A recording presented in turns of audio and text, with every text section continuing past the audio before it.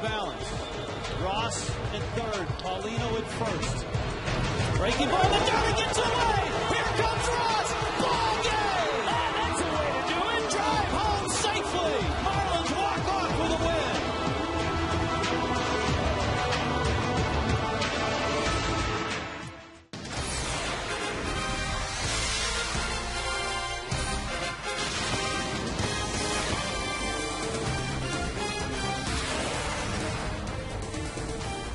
Just like that, 2.5 hours of high drama finished last night with Cody Ross sliding across the plate. Game 2 of the 4-game set. If it lives up to last night, you're in for a real treat. The lineups being taped up. The Marlins and the Mets ready to go. The Fish trying to make it 2 in a row against the Mets. Everybody ready for their big moment in the sun. Hi, everybody. Rich Waltz along with Tommy Hunt. Still a great buzz going around the ballpark about last night's game. You know, I think so. We've talked about it. When the Mets are in town, there's always a nice influx of Mets fans. It kind of creates a little excitement. I always feel it makes the Marlins fans get to the top of their game. The Marlins are still just a game under 500 at home, though, but I think the little extra buzz helps their play.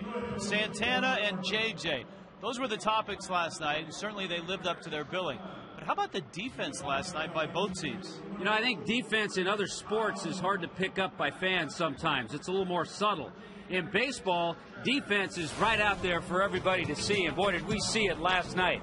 It started with Chris Coghlan robbing a play in left field, and then how about Jose Reyes robbing Chris Coghlan? That's just not right. How about Gabby Sanchez leaping in the air, picking one out?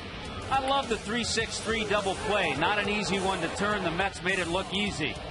How about Gabby again, staying with the ball, and then Josh Johnson getting over and covering first base. David Wright laying out, making the play at third base. He's won a Gold Glove. Brian Barton getting his start last night. Terrific play right there.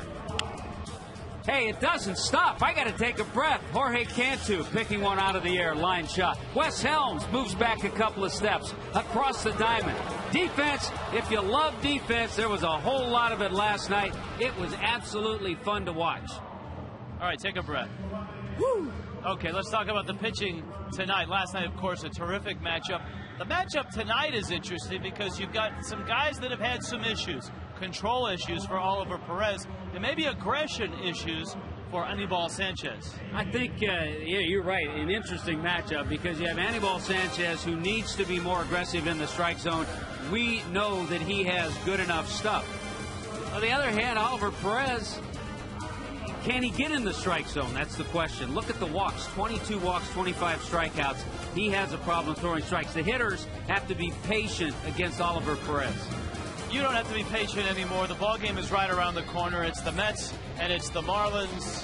More on Anibal Sanchez when we return as the Marlins and the Mets play Game 2 for you.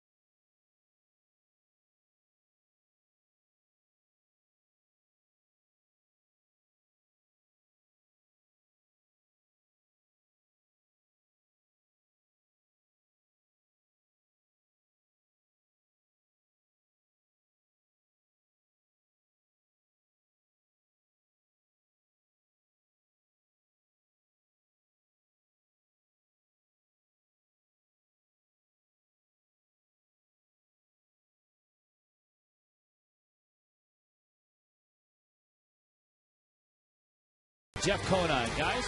Thank you, Rich. Good looking game 2 here. Nice crowd on hand as the Marlins look to make it 2-0 against the Mets. Anibal Sanchez taking out Oliver Perez. Both guys have struggled in different ways with the strike zone. But Anibal Sanchez has been able to manage it pretty well this year.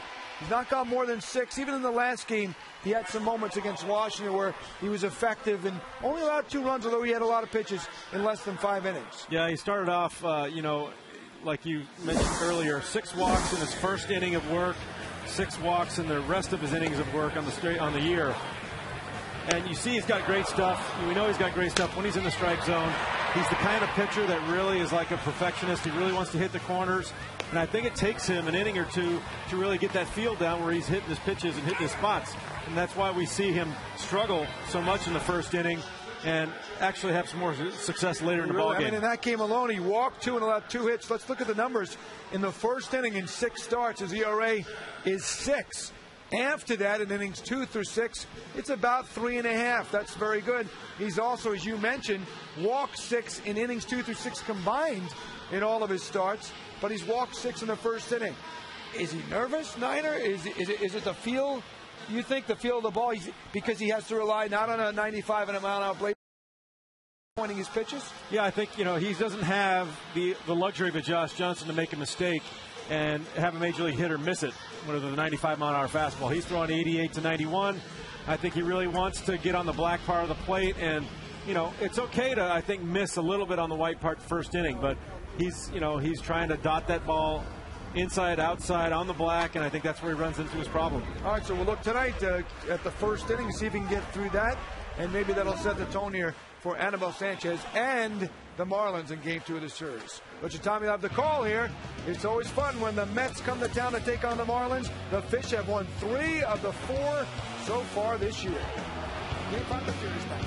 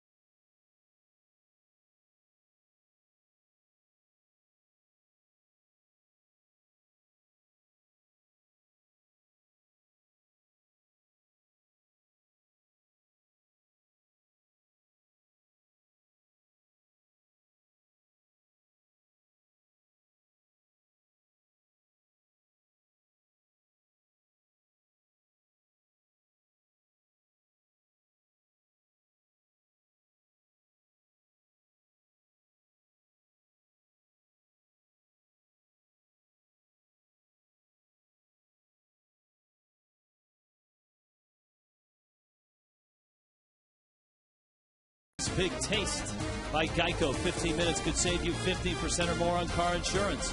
Visit us at geico.com or call 800-947-AUTO. And by Toyota, moving forward.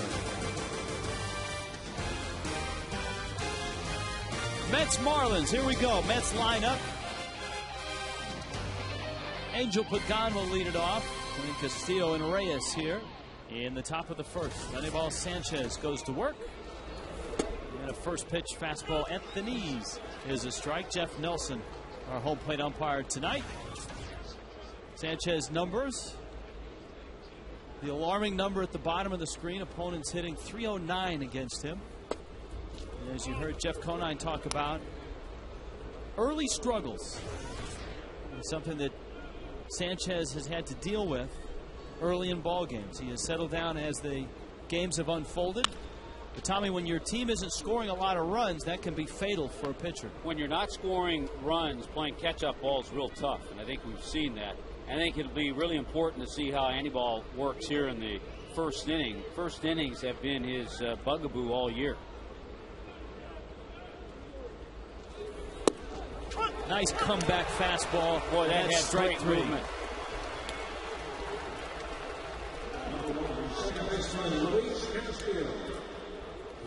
Watch this pitch. Start off the plate inside and then come back over and catch the inside corner. That's a great pitch. So here is Luis Castillo with Jose Reyes to follow.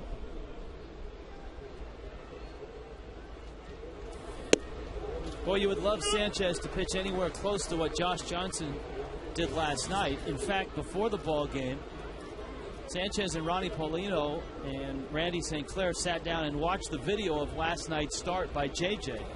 And the thing that impressed Paulino was how aggressive JJ was in the strike zone, and especially his success against right-handed hitters. And that's one thing that they've really preached to Sanchez. Stay aggressive, stay in the zone, and so far so good. Here's the Mets lineup. You've seen Pagan, you've met Castillo. We'd love to introduce you to Jose Reyes as well. There they are, unfolding in front of your eyes. Jason Bay is out in left field. David Wright is at third base. Ike Davis at first. Jeff Francoeur is in right. Rod Barajas, the catcher. Ollie Perez hits ninth.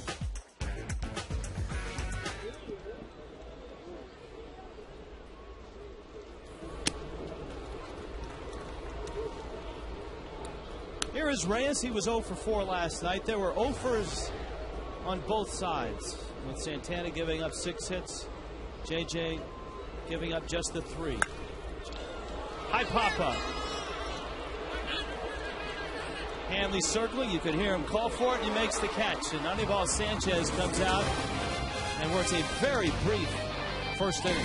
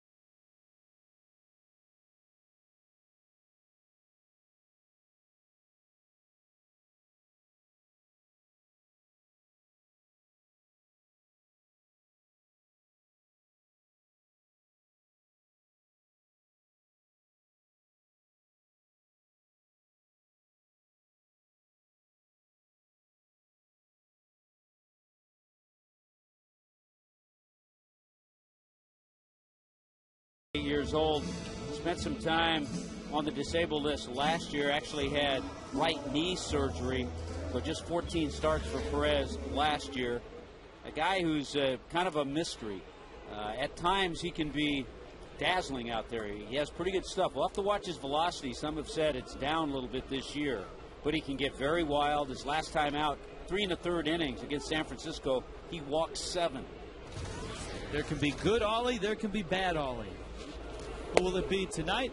A pretty good fastball to open up the night to Chris Coghlan. 1 for 4 last night, Coghlan.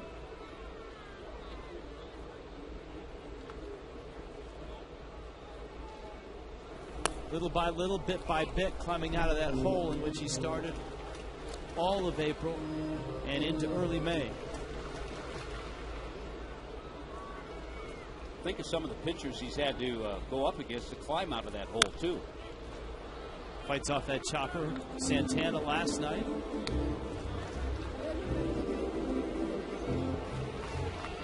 A variety of great arms when the Giants were in town.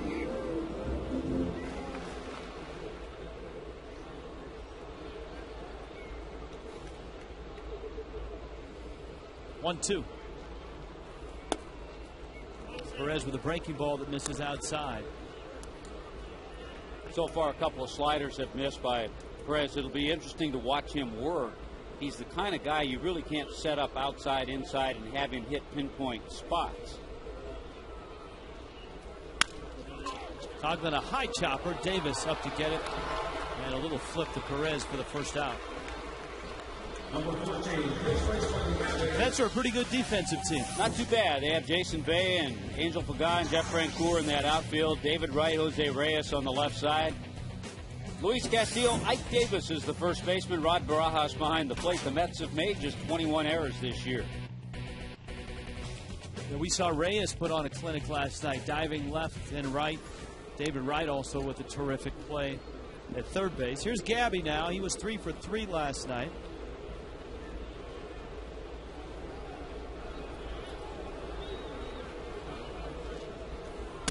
Anytime a pitcher, a starting pitcher, struggles, there's a lot of pressure on him. Add to the fact that Perez pitches in New York, that ratchets up the pressure even more.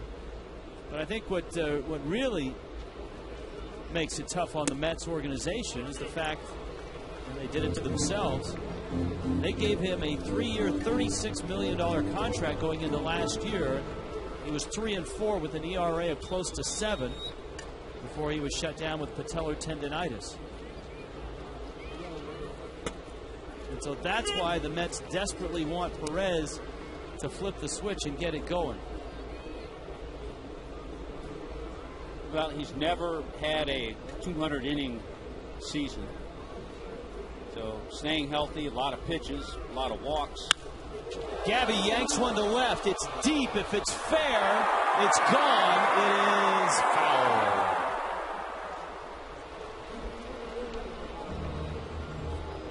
And the count's 2-2. One thing you really have to do, and first of all, a great first inning for Anibal Sanchez. He attacked the hitters, and he had a 1-2-3-9 pitch inning. But as a hitter against Perez, you have to make him work. If you start swinging at pitches out of the strike zone, you're playing into his hand.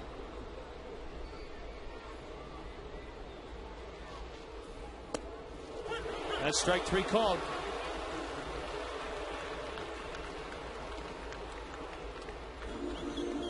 So we've talked a little bit about him. Let's see what the scouting report says. Yes, you have to be patient. Different angles, arm angles with deliveries.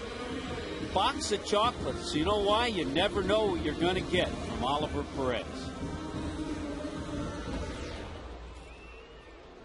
What you don't often get from Perez is a ball you can hit out of the park. He's only given up a home run this year. He's an uncomfortable at bat, especially for a left-hander. It's 1 home run in 30 innings. This is start number 7. Hanley takes down low. Hanley an 0 for 4 night last night. A career .267 average against Perez. There aren't a lot of guys in the Marlins lineup that have eye-popping numbers against this lefty. Hanley shoots a single back up the box into center. Well, we mentioned Oliver Perez 6 and 3 in his career against the Marlins. A little better than that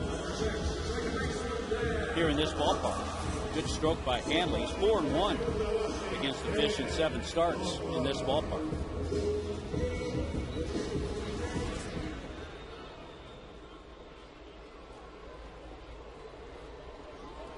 Here's Uggla now. The Marlins lineup a little bit of a tweak.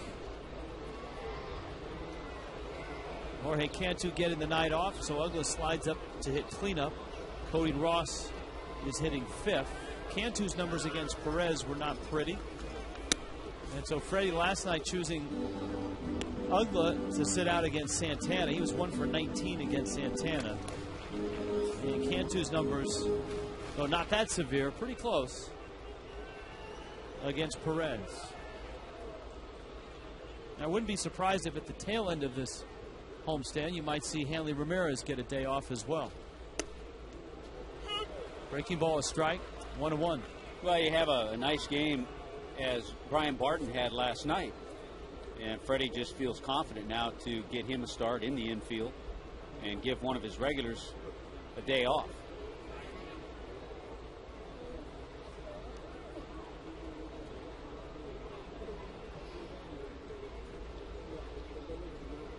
One pitch. Uggla, of course, was at home plate when the winning run scored last night. Never took the bat off his shoulder. Fernando Nieve bounced a slider up there, and that scored Cody Ross.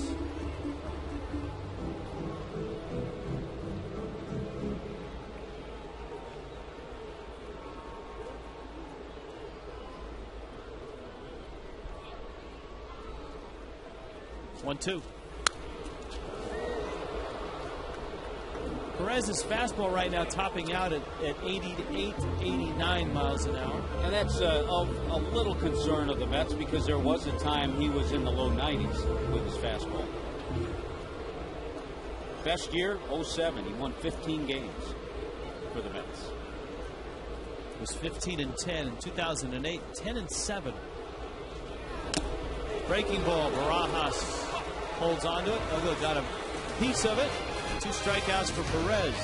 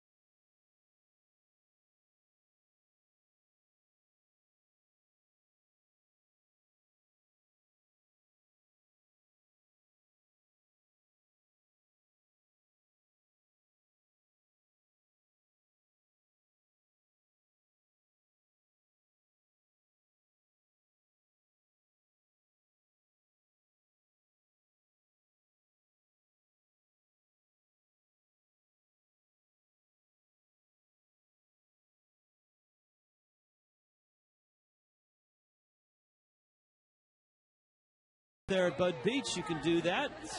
Marlin Group Plans will save you money. Youth and softball days coming up in May. ALS Awareness Day. All you can eat seats and more. 305-626-SAVE.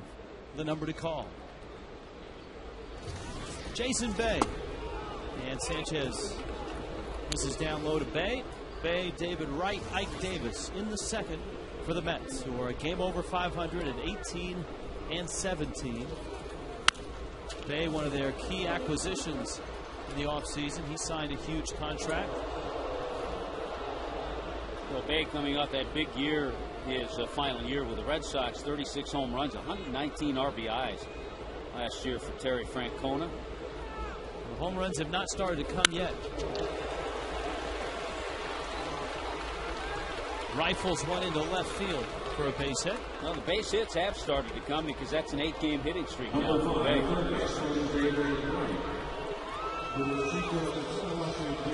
David Wright.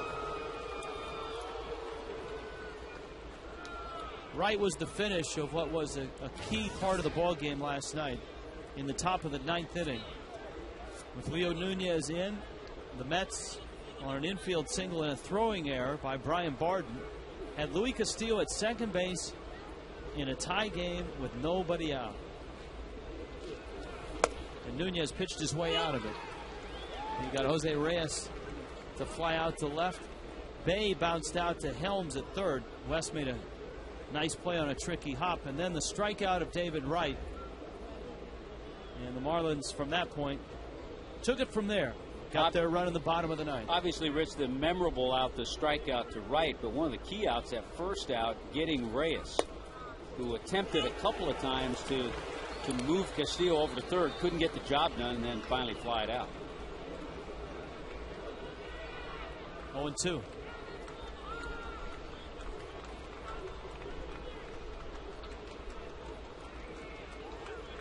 Bay will run on you if you're not careful. And the Mets are an aggressive team under Jerry Manuel. Everybody and anybody, save maybe Ike Davis and Rob Barajas, will run. You can see when he runs, he usually makes it.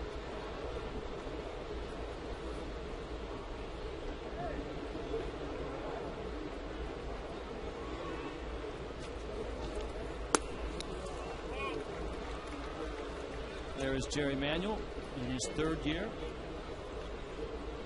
A lot of people forget Jerry had some success with the White Sox. He was manager of the year in 2000 with the White Sox.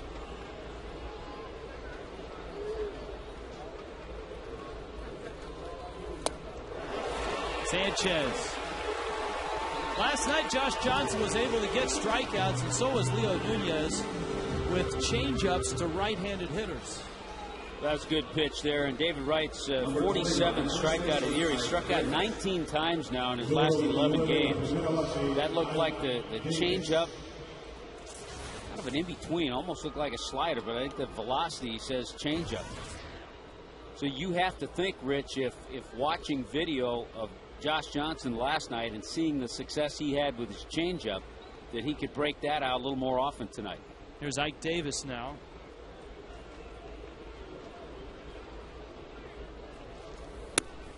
Sanchez misses outside with the fastball. Davis had a base hit last night. He singled in the 2nd. That was the inning that the Mets got to Josh Johnson for a run. Davis, a big left-handed hitter out of Scottsdale, Arizona. And we were talking about stolen bases. Just in checking the Mets numbers, Davis did not have a stolen base, so I thought, well, let's go back and look at his minor league totals and see if he had any success. He's never stolen a base as a professional.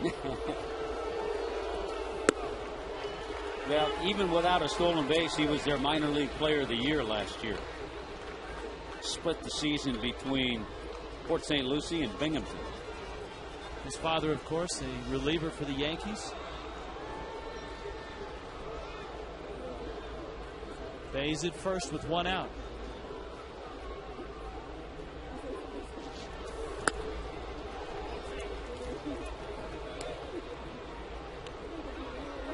Anibal Sanchez is a perfectionist, and at times that hurts him on the mound.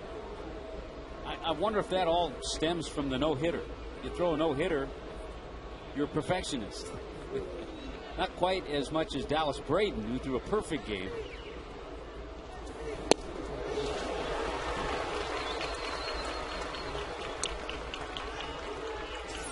Counts 2-2. We've seen him use the good fastball, and also the off-speed stuff has been effective. So that's a good sign, an early sign from Anibal Sanchez.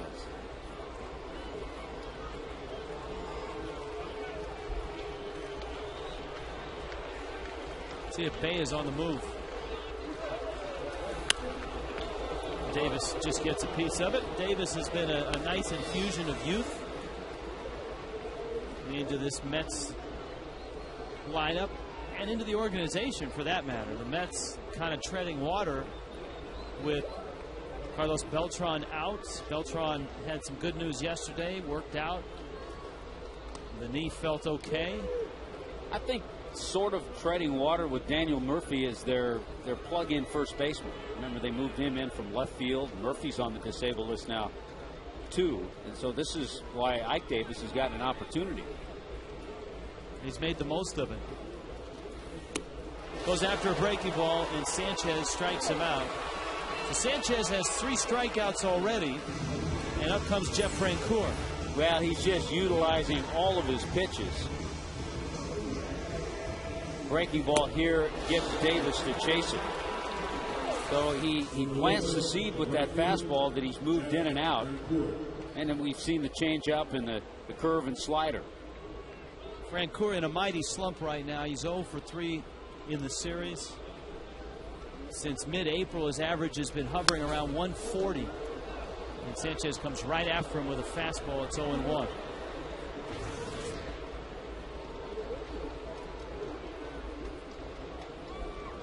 Still, he's driven in 19. He's actually walking more this year than he has in his career. And there's no answer for that breaking ball. And no answer for that nice curveball. Quickly, it's 0-2.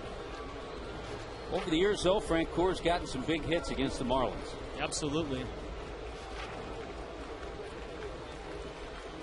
Almost all of those hits coming as an Atlanta Brave. Of course, Francoeur traded straight up for Ryan Church. Church no longer with the Atlanta Braves, but Francoeur starting in right field for the Mets. Yeah, I believe Ryan Church this year is with Pittsburgh.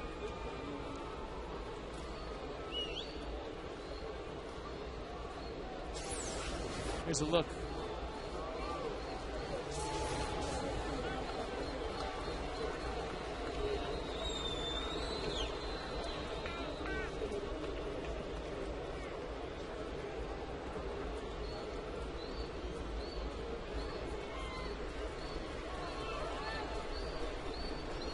Two. It's a guy, certainly, when you get ahead 0-2, you do not have to throw a pitch in the strike zone.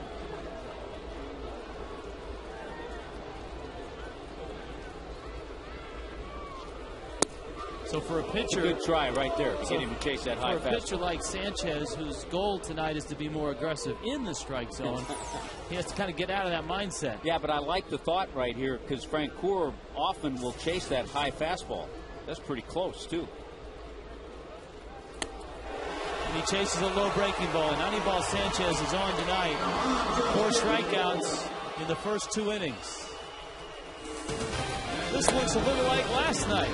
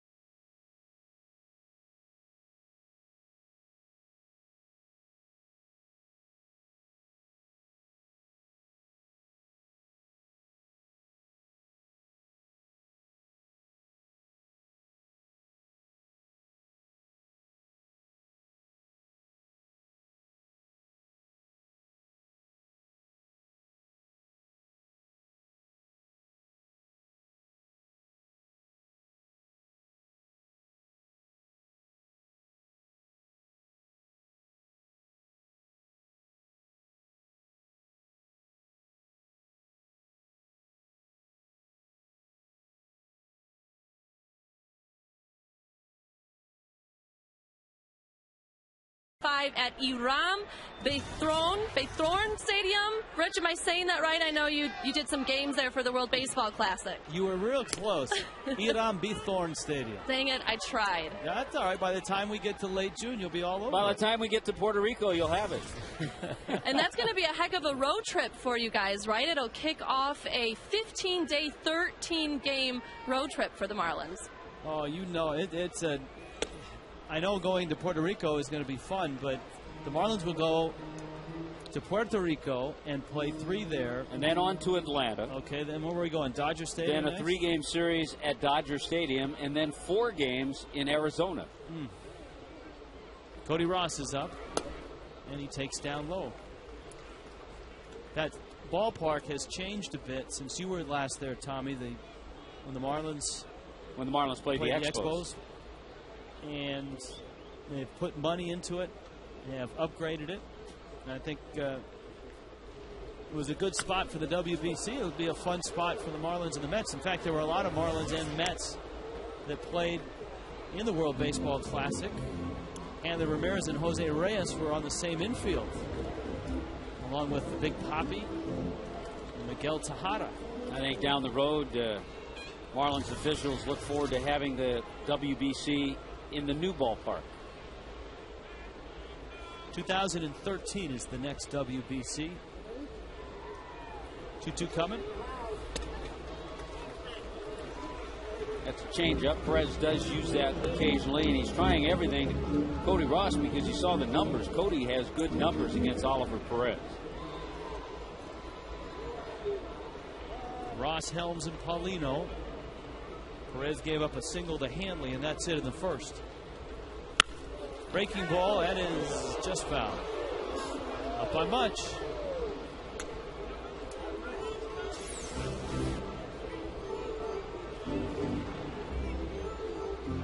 But third base umpire, Angel Campos, right on the call.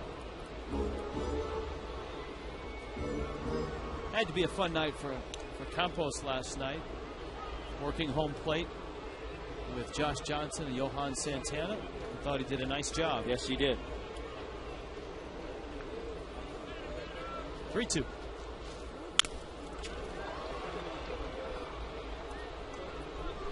This is an interesting sequence here. Here's a look at Santana. Santana gave up just the 1 run, and it was an unearned run. His ERA against the Marlins still low. JJ dropped his ERA against the Mets. JJ is still 7-1 career against the Mets. Santana is still 6-1 against the Marlins.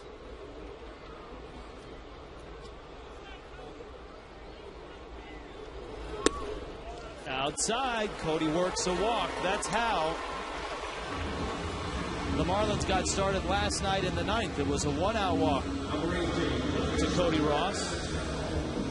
And here's Wes Helms.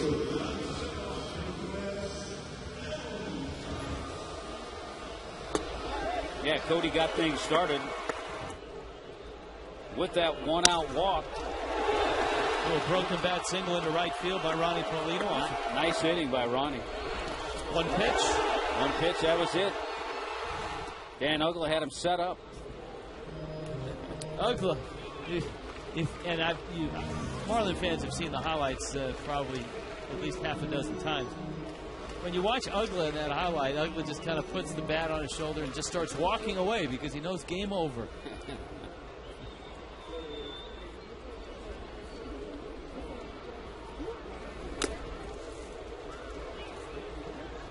I think this move, getting Wes Helms in the lineup, it does a lot of things. We talked about giving Jorge Cantu a night off. Jorge has struggled against Oliver Perez.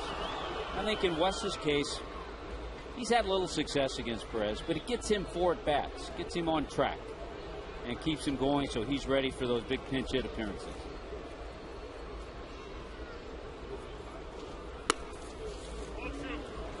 Two and 1. And this is what you have to do against Oliver Perez. You've got to grind out at bats. You have to be patient enough to go deep in the count. And you have to hope that he gets himself in trouble. He's a hard guy to hit. As you noted, he's an uncomfortable at bat. Opponents hitting just .239 against him. Yeah, he'll get himself in trouble.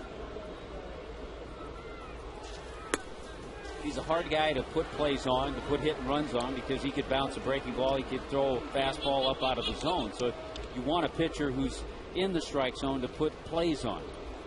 Not ruling one out here, 3-1, but again, with a guy who's all over the place, I mean, he could walk Wes Helms. So you hate to play into his hand.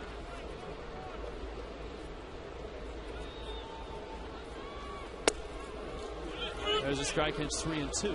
Now let's see if Cody's running on the 3-2 pitch.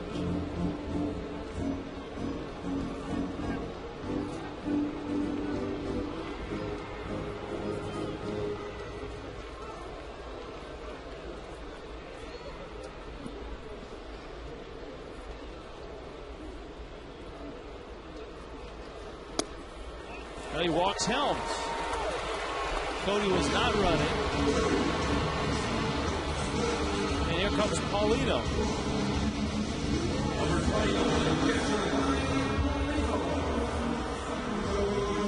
And again, I think the thinking of Freddie there by not sending Cody Ross, you don't want to run into a strikeout throwout. You don't want to help him out. I mean, he's going to get himself in trouble, so you don't want to help him out by a play like that. Paulino is not a very selective hitter, so Perez is going to have to really work at it to walk him. Ronnie has walked just 3 times in 64 at-bats.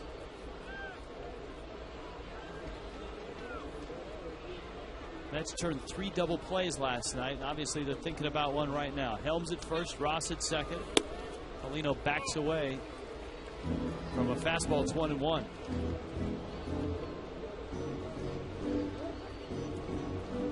It's an interesting part of the lineup for Perez to have trouble with, because aside from Helms, you don't have very selective hitters in Ross and in Paulino, and for that matter, the man following Paulino, Cameron Maybin.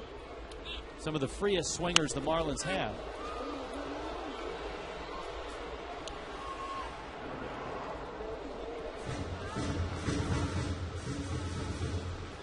There's Maybin getting a start tonight.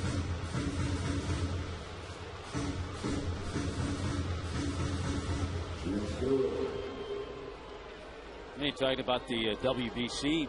Perez pitched for Mexico in the WBC.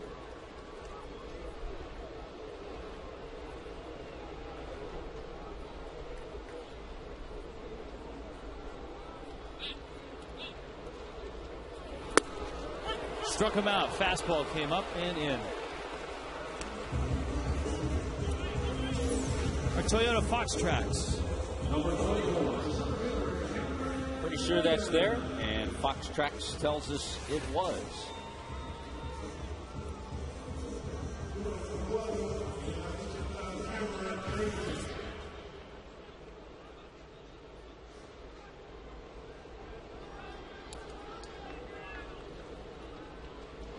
Cameron Maybin.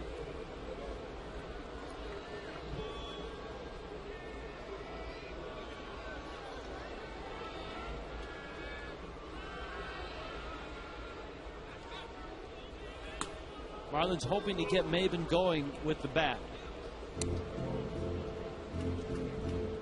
And you have a young player who's struggling.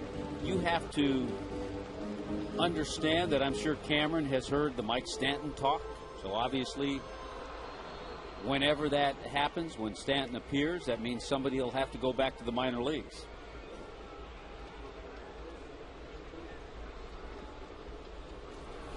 It used to be much more of a reality in baseball 15, 20, 30 years ago, where the competition at the big league level for jobs was a lot thicker. Sometimes with a guy like Maybin or Chris Coughlin, you know, a month-long struggle doesn't mean that you're going to AAA.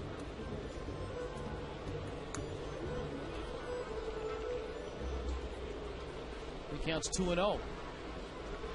Quick visit from his pitching coach, Dan Warthen.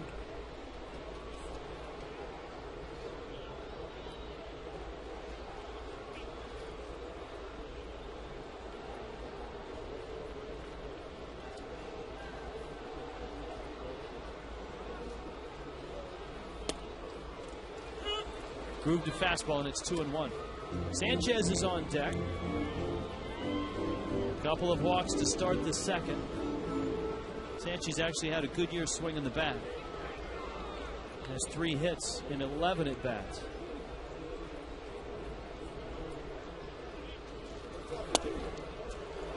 At the knees, and now it's 2-2.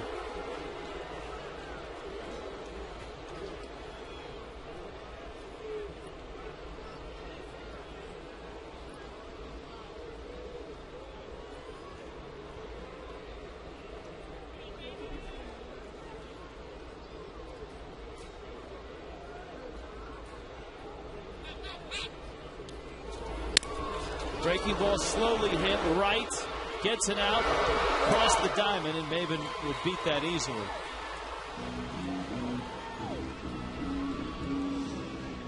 Perez had fallen behind 2-0, but he comes back, and Maben bounces into a fielder's choice. Well, he came back with a couple of fastballs that were taken for strikes, and then got Cameron to swing at that breaking pitch to hit into the fielder's choice.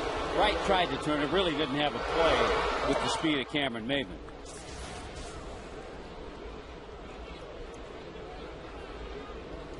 Now Sanchez.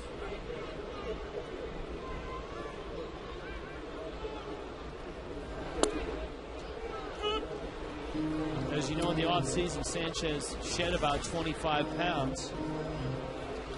And amazingly, he came out a better hitter.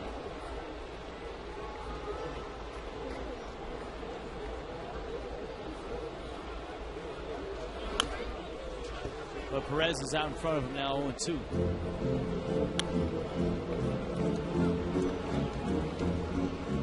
That's why the at-bat of Ronnie Paulino was so big in this inning, because he had Sanchez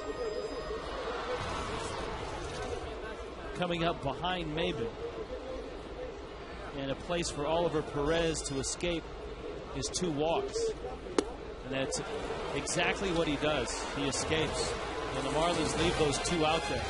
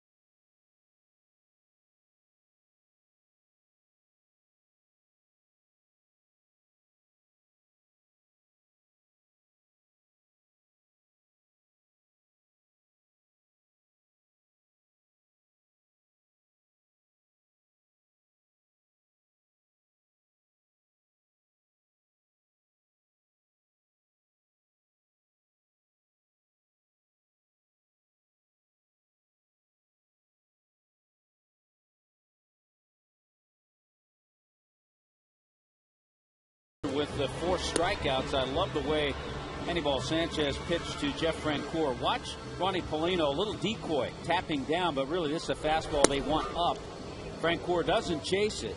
Now he comes back with the breaking ball down and out of the zone, gets him to chase that one, and gets the strikeout. So 4 strikeouts, no walks for Anibal Sanchez. Rod Barajas. And then Oliver Perez and Angel Pagan. Barajas having a terrific start. You see his 9 home runs. 7 of those home runs 14 of his RBIs have come in the last 16 games. 10 of his last 16 hits have been for extra bases.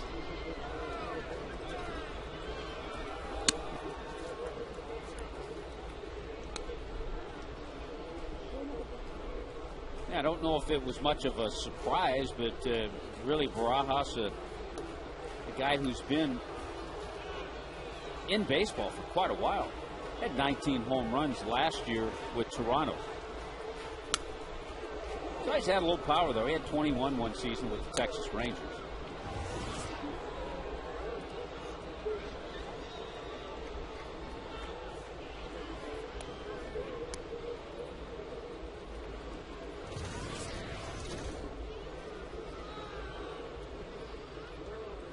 Sanchez with the 2-1 pitch. And evens the count at 2-2. Marlins and Mets this weekend.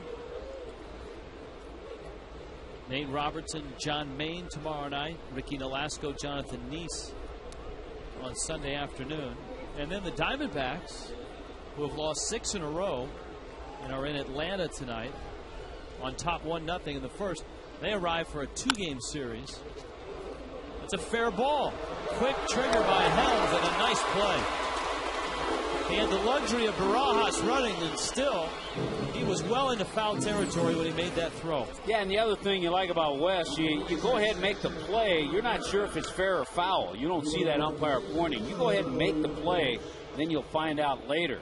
But over the bag, and look at West, 1-2 steps into foul territory, but turned and planted and got enough to really get a strong throw off. Every major league team takes ground balls during batting practice, some before batting practice.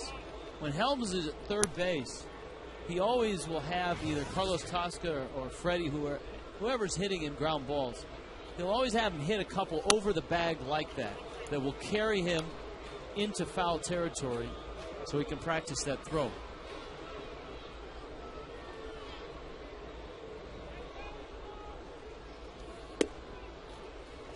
Now remember, this ball bounces fair on the line and over the bag. So it goes over the bag. And West, with that good concentration, made a nice play.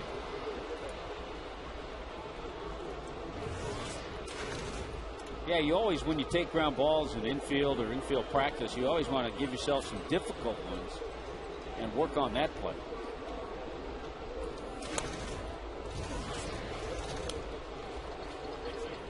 Count runs full now on Oliver Perez.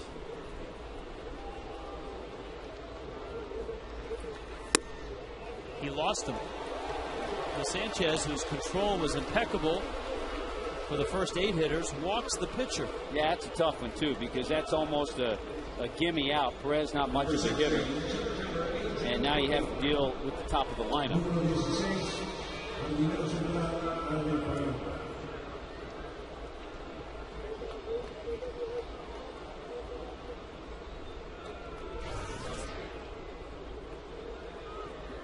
Angel Pagan.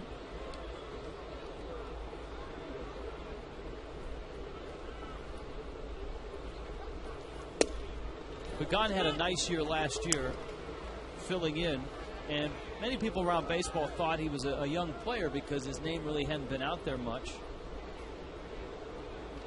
But he's 28. Went to Indian River Community College, Fort Pierce, Florida. Out of the Dominican Republic. Mets took him in the 4th round back in 2000. Yeah, they actually originally drafted him and then traded him on the Cubs.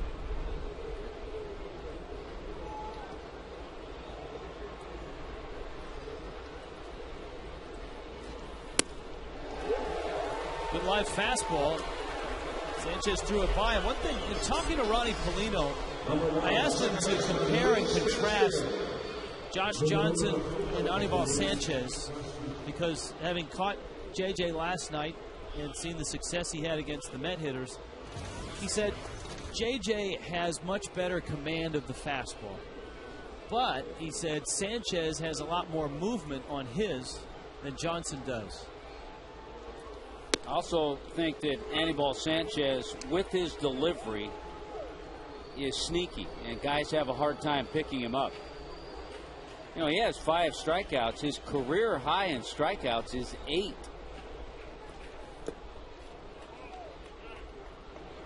Well, Castillo's a tough one to strike out, even though Johnson got him last night. He has struck out just 5 times this year. Andy Ball had 6 strikeouts in his no-hitter in 2006.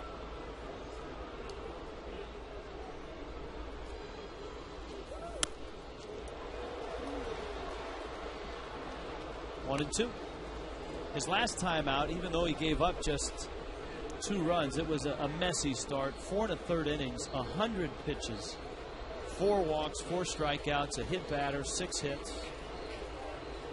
Yeah, this is a lot different and better Anibal Sanchez tonight. How about that? Luis Castillo gets rung up again.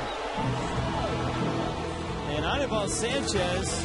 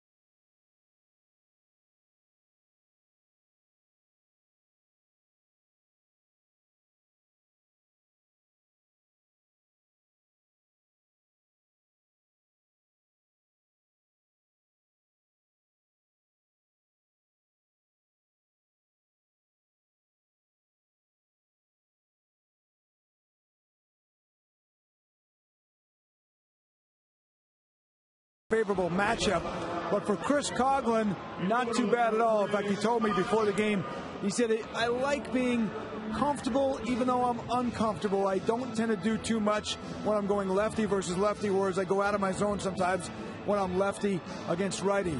So I said, where was it date back to? He told me when he was 9 years old, he was playing in a 12-year-old league, East Lake Little League, and a guy who's now a friend named John Kazel, who was 12 and a lefty, hit him and broke his rib on the right side. For 2 years, Cog said, I stepped in the bucket. My dad instilled in me, do not step in the bucket. Hang in there.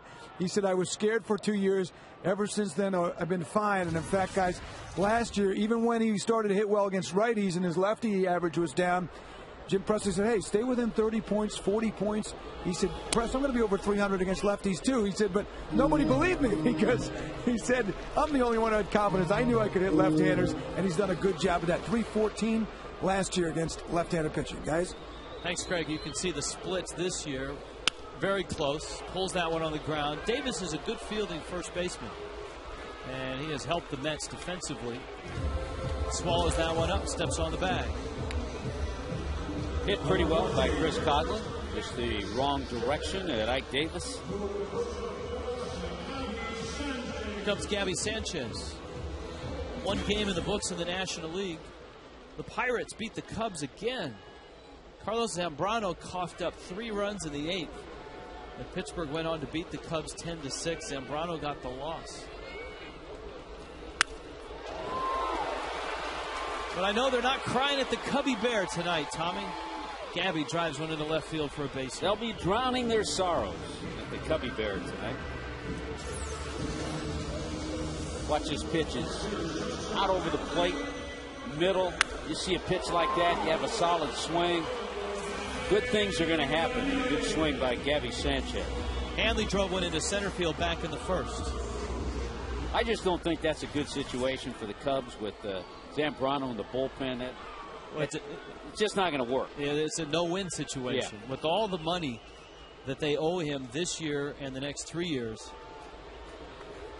if he ends up being an 8th-inning guy for the rest of his tenure there, that's a colossal failure. They have to find a way to rehabilitate him somehow back into a starting pitcher. That's the hard part when you've got a guy whose contract is so overwhelming.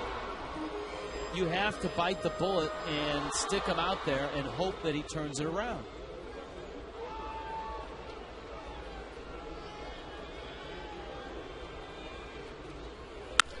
Hanley got a hanging breaking ball. David Wright plants and throws. Hanley beat it.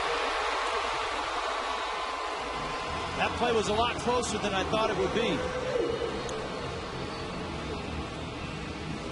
Boy, David Wright has some terrific range. We saw that last night going to his left.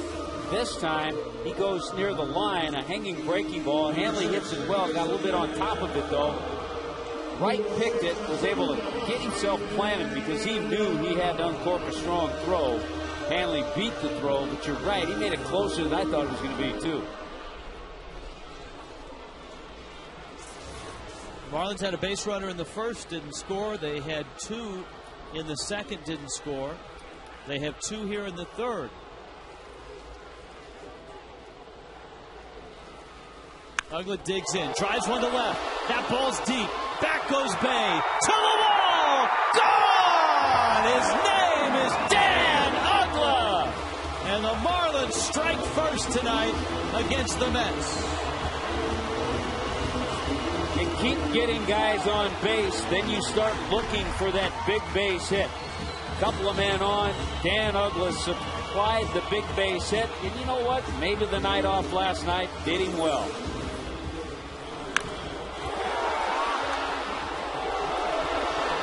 Launched into the twilight. Dan Uggla's 7th home run of the year. RBIs 20, 21, and 22. Here's Ross. He fouls it back. The other day in Chicago, I was talking to Carlos Tosca, and we were talking about the Marlins' inability to get the big inning to score a lot of runs. And he put it quite simply. He said, and he was talking about the Marlins, he said, when we roll, when we're on that big roll, it's because we're getting a couple of guys on and we hit a ball out of the park. And the problem is we're just not getting guys on. And Uggla, with 2 on, drives one of the seats. That's how we roll, said Los. That's how Uggs rolls right there, too.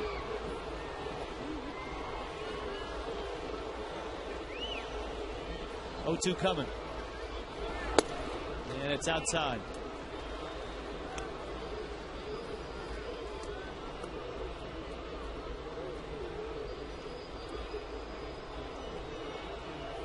Only the 2nd home run that Oliver Perez has given up this year.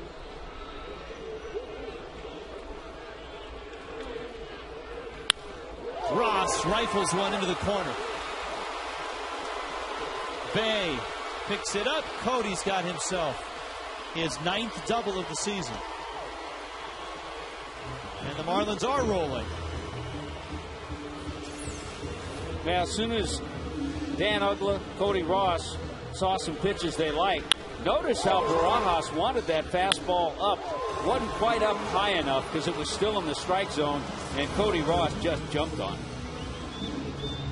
Dan Uggla now 128 career home runs. Derek Lee, number 3 on the all-time list at 129.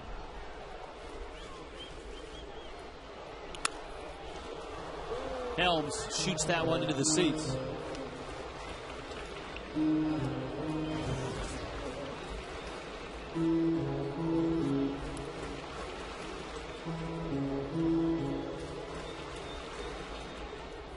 Ross a double following a 3-run shot. Uggla's 7th of the season. Helms takes a pretty good pitch. It's 0-2. The Giants are hosting the Astros tonight. What's wrong with that picture? Houston's won 4 in a row. The Giants have lost 3 in a row. Those teams were headed in opposite directions 5 days ago. Remember that awful start that the Astros got off to? I believe they were 0-8. Right now, the Cubs have lost as many games as the Astros. Of course, the Giants were swept by the Padres in San Francisco. Matt Latos, a one-hitter, and the one hit was a comebacker off of Latos's glove on a bang-bang play at first. And he drove in the only run. He had an RBI single, so he supplied the offense for himself in that 1-0 win. Padres have the Dodgers tonight in San Diego. The Dodgers are hot suddenly. They've drawn to 17-17. They've won 4 in a row. Though the Dodgers have Russ Ortiz on the mound. John Garland going for the Padres. Rockies and Nationals postponed in Colorado. They've had some terrible weather there. Oh, they played through terrible weather last night. So that wasn't a mirage I saw last night. Miguel Olivo hitting another home run. Hit another one. He was 2 for 3 with a home run last night. But the big game last night was Ryan Zimmerman. 6 RBIs. He had 2 home runs in the rain. Yeah, but he didn't have kidney stones. Like Miguel Olivo.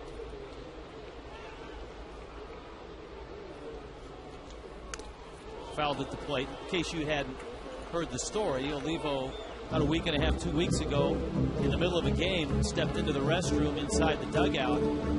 They heard screams coming from the restroom. Everyone said, "Miguel, you okay in there?" Olivo steps out and runs back out on the field. He passed 2 kidney stones in the middle of a game and stayed in the game and finished the game. Strongest man in baseball. They asked him, well, you must have a high pain tolerance. They said, no. He said, I wanted to die. He said, I'm just lucky that the timing was right because they were at bat and he wasn't due up that inning. Full count to Helms. Ross is at second. This is an important at bat if the Marlins are thinking about another run and adding on, because if Perez is able to somehow get Wes Helms, they could walk Ronnie Paulino, who's had such success against lefties, even though he struck out last time, and go after the less experienced Cameron Maybin. And it's the area of the lineup that Perez escaped back in the second after walking the first 2 hitters of the inning. No escape in this inning. Dan Uggla, 3-run homer. Inside, Helms walks for the second time. Speaking of Arizona, the Marlins will be raising Arizona on Monday the 17th and Tuesday the 18th. Get the Subway Monday ticket offer for $5 bullpen box seats. And on Tuesday, look at the Miami Herald for the 2 for Tuesday coupon. 1-877 Marlins. Rich, how about Wes Helms in his 2 at-bats now? He has seen 15 pitches from Oliver Perez and drawn a walk each time. And that's significant because Perez has thrown 61. And here we are in the bottom of the 3rd.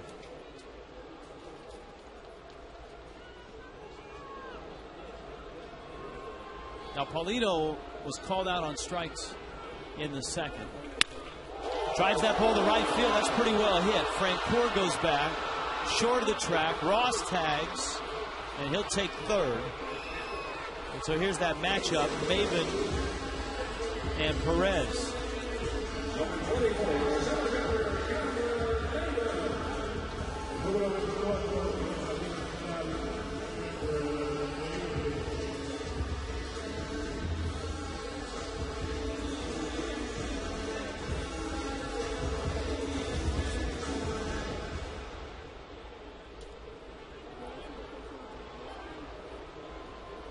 Albert Pujols is homered tonight. St. Louis is on top of Cincinnati. 2-0 in the 4th. The Reds have played well. They're a hot team. They've won 5 straight. And all of a sudden you look up, you see Homer Bailey, complete game. Bronson Arroyo threw a good game. Johnny Cueto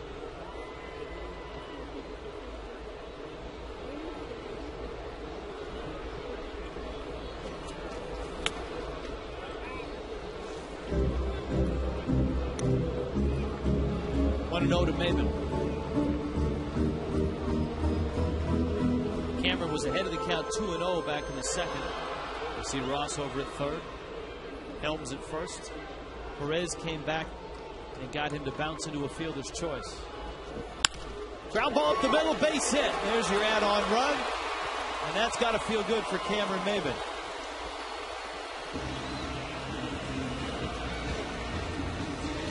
Yeah, that's a nice extra run to get. Cameron has been struggling. Get into his fielder's choices last time up. It gets a fastball out over the plate, stays on it. Doesn't pull off, try to pull that ball. Shoots it right back up the middle. Good feeling for him and a nice add-on run for the team.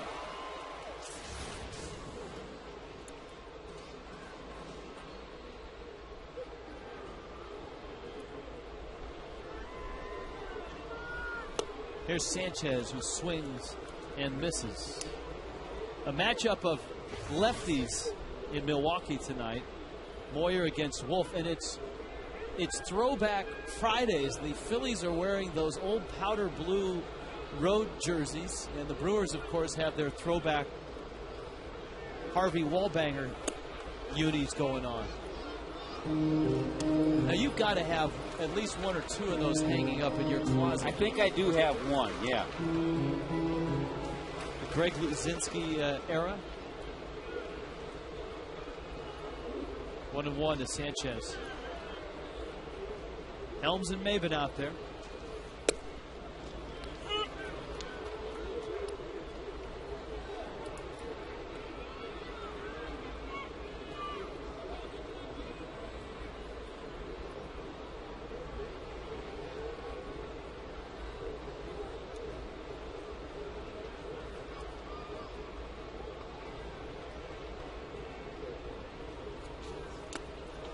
And down he goes. But the Marlins score big. A couple of singles and then a blast. Dan Uglin, the fish, up 4-0.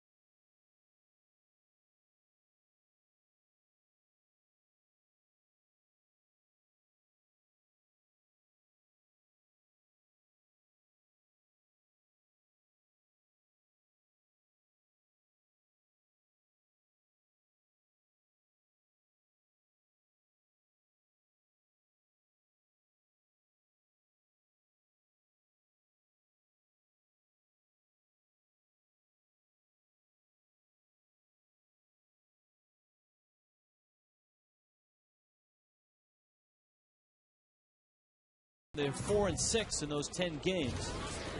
And here tonight, 4 big ones in the bottom of the third. This is one of those innings you like to see your starter go out there and shut down the opposition after you've just been given a 4 spot.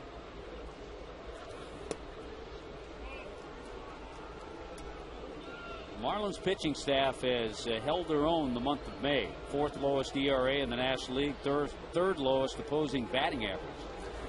in the National League. Starters have an ERA under 3 in the month of May. Randy St. Clair and his starters have been very solid.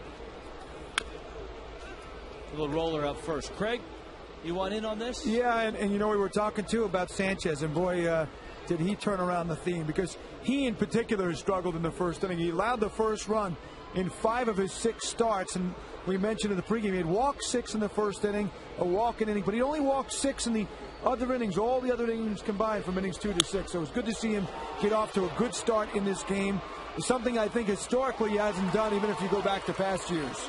Well, I think, guys, there was a significant moment in the start in Washington when Randy St. Clair went out to the mound, and the Marlins had Hunter Jones warming up in the bullpen, and St. Clair, I don't want to say he read Sanchez the Riot Act. Yeah, he did. Okay. He read Sanchez the Riot Act and said, look, be aggressive with your fastball, quit nibbling. I think fastball was the major theme of that conversation. And go after people. And we talked to a couple of scouts that were at that game. When we were in Chicago, the scouts following the Marlins. And I know you and I made a point to ask one scout, especially about that Sanchez start. He said, yeah, I remember that moment. And from that point on, it was like somebody just flipped a switch in it. So I think it's important, and I think we've seen a little bit of it tonight. You talked about the two of them watching video before the game. I think it's important that Ronnie Paulino takes charge in a situation like this. And that's why a catcher can be very important in a pitcher's makeup and how he's working in a game.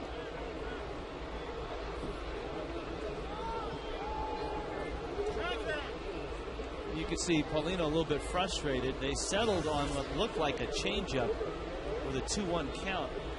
Let's see what he ends up throwing. A breaking ball. And it's 3-1. Now we talked about Jason Bay with his base hit, an 8-game hitting streak. During his 8-game hitting streak, he's hitting .379.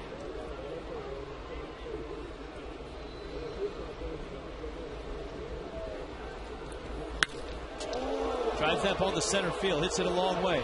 Maven loping back after it is there, and Cameron runs it down. A lot of room in center field in this ballpark. AT&T Trivia, let's flip the phone. What do we have? Who was the last Met to win the Mets Triple Crown? So that would be leading the Mets in average home runs and RBIs. Mike Piazza is always a good guess. Darryl Strawberry would be a good guess. Howard Johnson had some terrific years as a Met. Had some 30-30 years.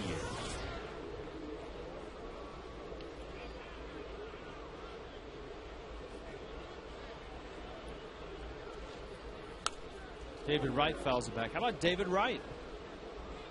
Not last year when he hit just 10 homers and drove in 72. Well, prior to last year when the home run output was just 10, his 4-year average was 29 home runs and 112 RBIs. All at Shea Stadium. Of course, he had half of them at Shea Stadium. He had Beltran and Delgado battling for a top spot in those categories as well.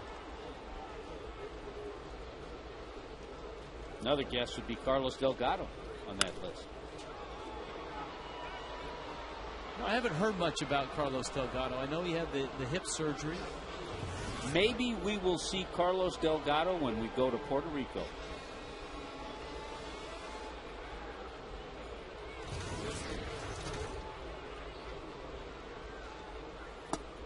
David Wright goes down again.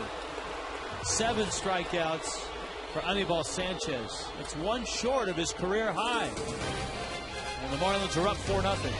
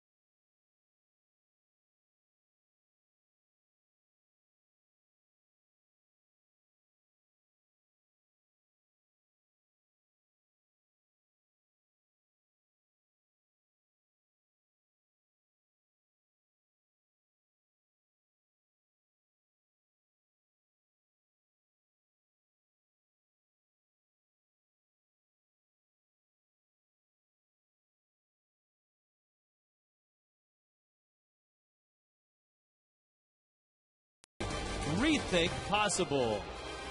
That bunt is going to land foul. We are at the bottom of the 4th inning. Top of the order, Chris Coghlan, Gabby Sanchez, Hanley Ramirez. The Marlins up 4-0. The big hit in this one, a 3-run homer by Dan Uggla. Yeah, this is how the 3rd inning started. The Marlins sent 9 men to the plate. Chris Coghlan led it off with a ground ball out to first.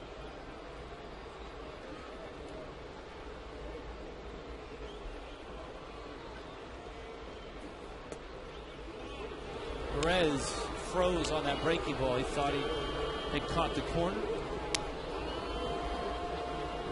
Inside the Marlins, Chris Coghlan tonight after the game. The debut of this show. We got a sneak peek of it the other night on Marlins Live. Very poignant interviews with his family about his childhood, the tragedy of losing his father, overcoming that, his career at Ole Miss, and of course being drafted by the Marlins and winning the National League Rookie of the Year last year.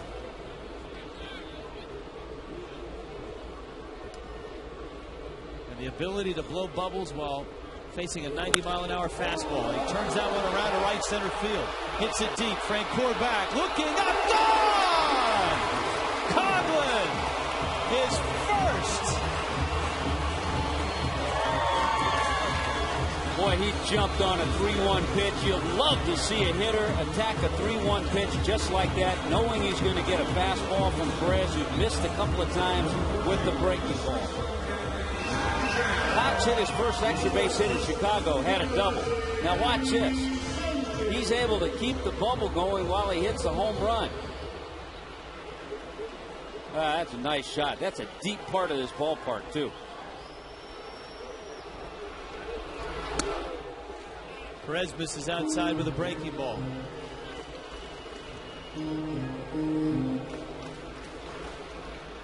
Uggla is homered. Coghlan is homered. And Rich, the first Marlins home run by a left-handed bat this year. The last team in Major League Baseball to finally get a left-handed home run. Here we are in game 36.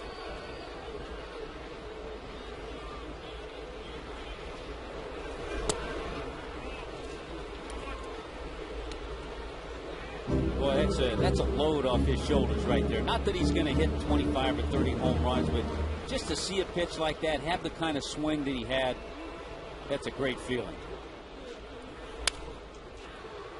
Gabby shoots it foul. And you know as well, for Freddie Gonzalez, he has shown a lot of faith in Coghlan as he has started to come out of this. I think it's important, Tommy, that he has kept him in the lineup against lefties. Yeah, there were a couple of times he sat him, but other than that, he was in there against most lefties. Gabby goes deep. Hooking. Gone!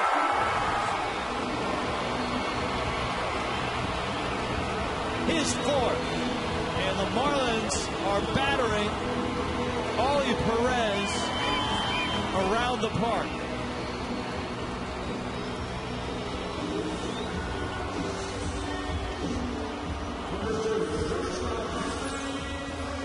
Boy, a couple of solid swings from Gabby Sanchez tonight. A hard single back in the 3rd inning.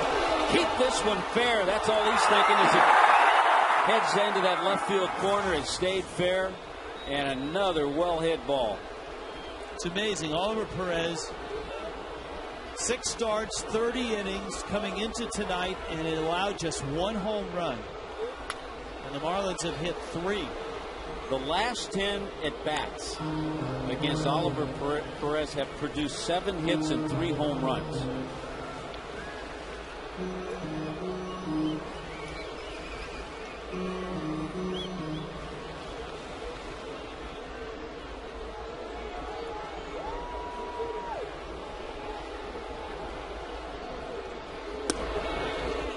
How about some Fox vision?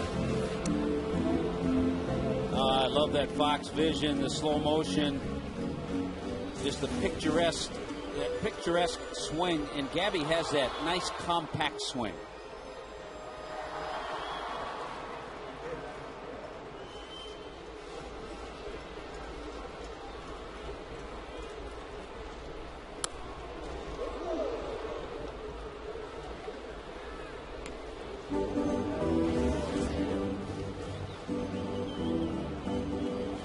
I think the one thing we've seen, and it certainly has been true, Oliver Perez does not have the same stuff that he once had. Raul Valdez in the Mets bullpen.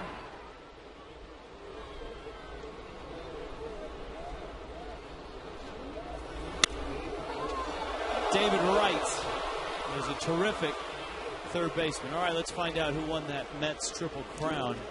The last to do it. I'm going Piazza. I'll go with Darryl Strawberry.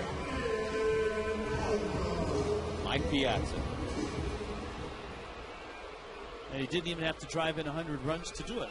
How about this one, Rich? The Marlins with 3 home runs tonight. It's only their second game this year that they've hit 3 home runs.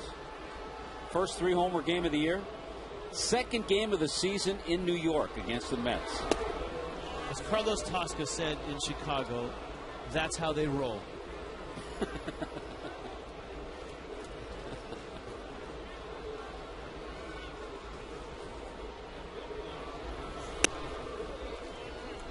Well, we talked about the Cubs' dilemma with Zambrano. The money there is a lot steeper, and his struggles are a lot deeper than Oliver Perez, but it's the same situation. You sign a pitcher like Perez, or we talked about Seattle and Carlos Silva, you invest 3-4 years at $12 million a year, and things go south. What do you do?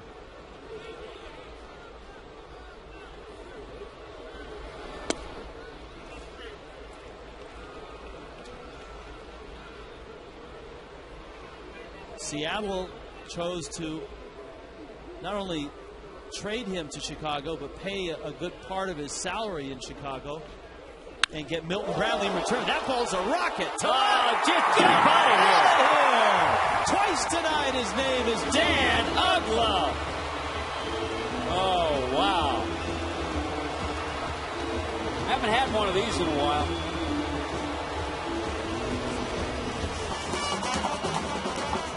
That's the way Uggla rolls, too.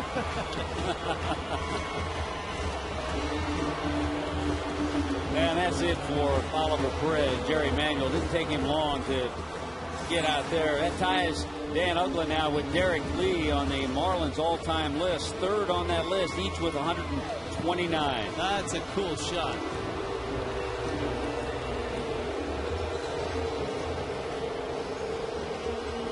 Those boos that you hear are Met fans booing Oliver Perez as he leaves. Dan Uggla has left twice. 8 homers on the season.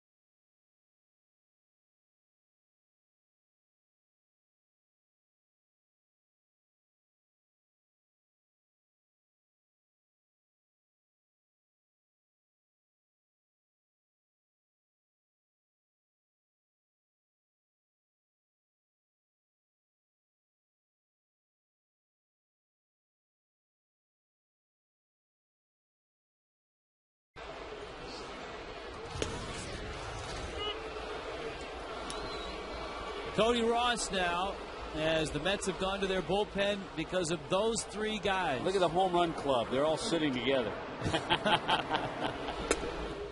Gabby Sanchez, Chris Coughlin, and twice Dan Uggla. Now Raul Valdez takes over for Oliver Perez. So for the first time this year, the Marlins have hit 4 in a game. Cody takes outside, and it's 1-2.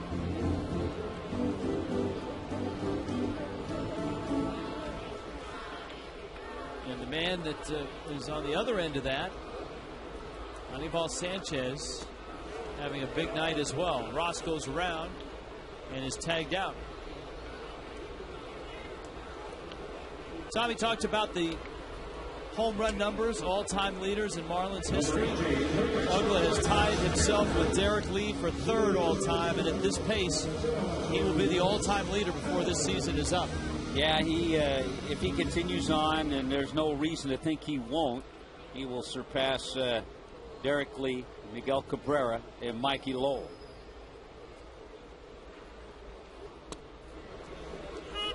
Helms takes a strike.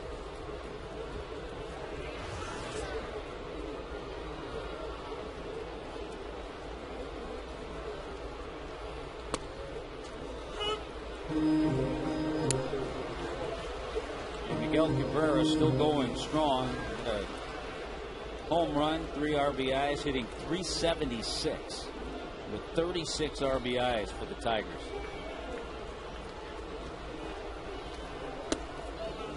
Oh-2 pitch. Valdez was walking towards the dugout. He thought he had a strikeout.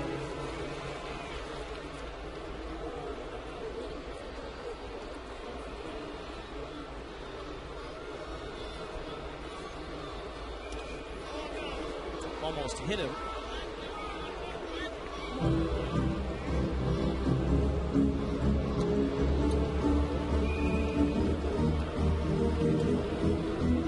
Yeah, the greatest thing about Wes Helms is that you watch him and you see how all the young players just gravitate toward him and how they root for him when he gets a chance to play.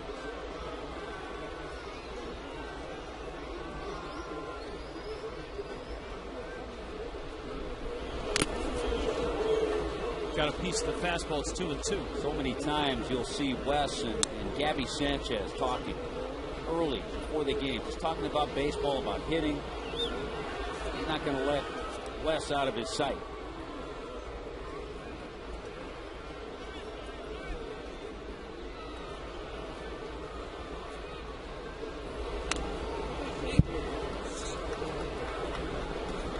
Helms, of course, is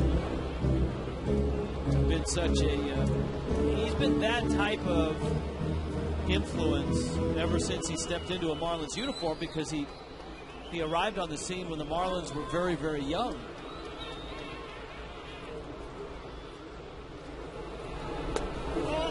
Check swing, didn't go. He took a detour to Philadelphia and then came back to the Marlins.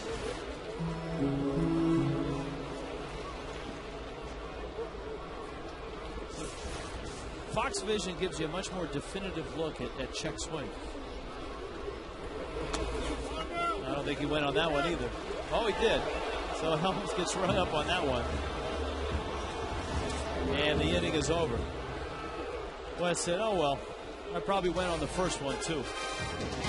Chris Coughlin pops one out of the park. Gabby Sanchez follows. And for the second time, Dan Uggla.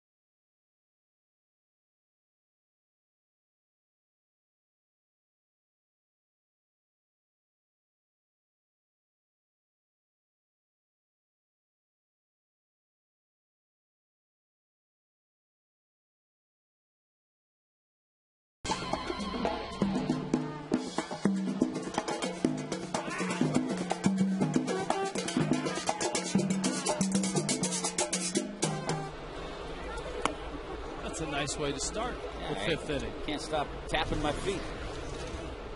Anibal Sanchez has been sharp tonight. And now is obviously the time to be ultra aggressive with a 7-0 lead. Ike Davis, Jeff Francoeur, Rob Barajas.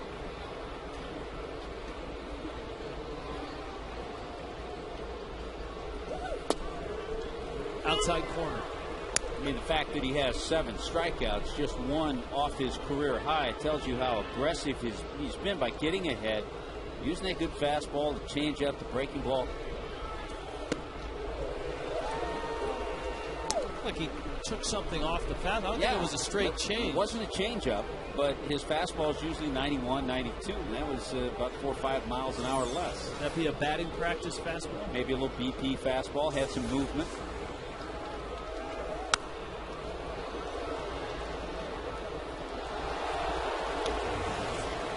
Two and two. Sanchez trying to even his record at 2-2. The Marlins are trying to even their record at 18-18.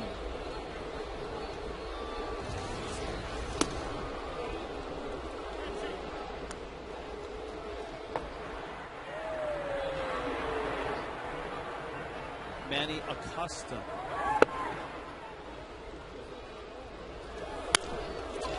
Davis into right field, a base hit to lead off the fifth. Time for the Keep Your Edge Spotlight, brought to you by Just for Men, Mustache and Beards. Anibal Sanchez qualifies for that club. And tonight he's given the Marlins the edge. You too can keep your edge with Just for Men, Mustache and Beard.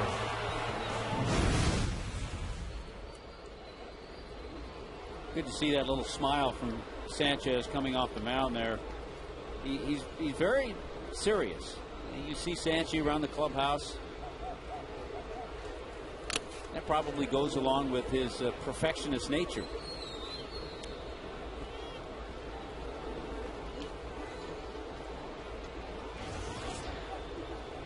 Sanchez, of course, has been through a lot in his career.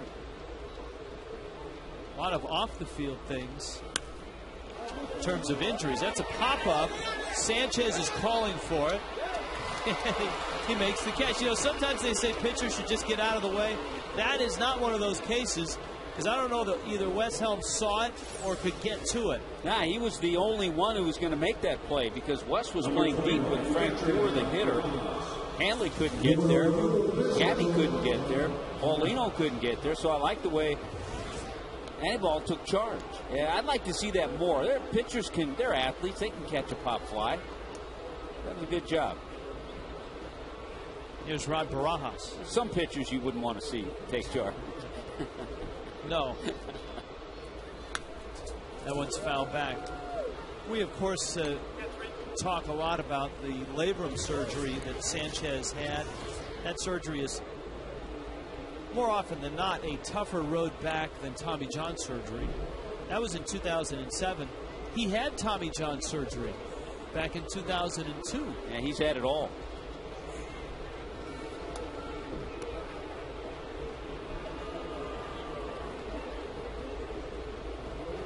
A walk and 7 strikeouts.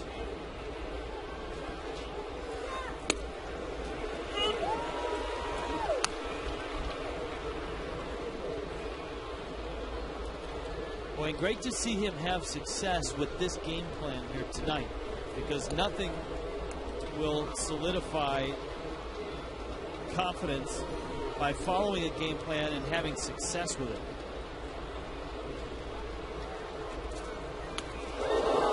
That was not in the game plan. Hitting Rob Barajas.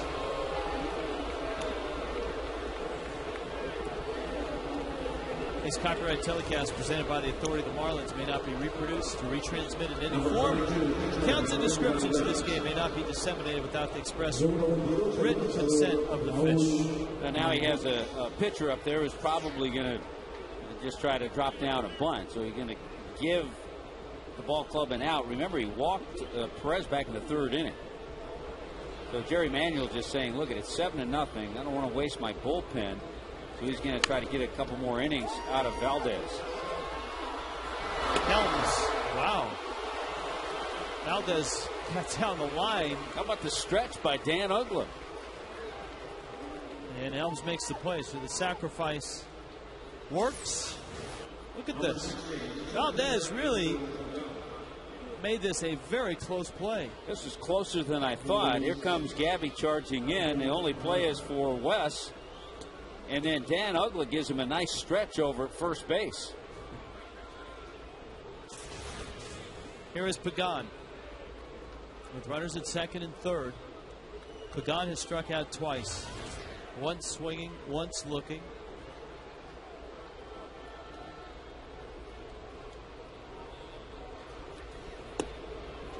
Boy, Valdez did that like he'd been doing it his whole life, and that was his first career sacrifice bunt.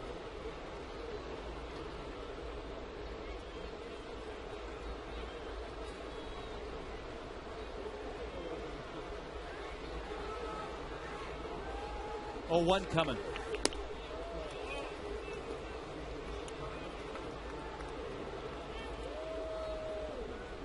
Ike Davis singled to open the inning after Francoeur popped out. Barajas was hit.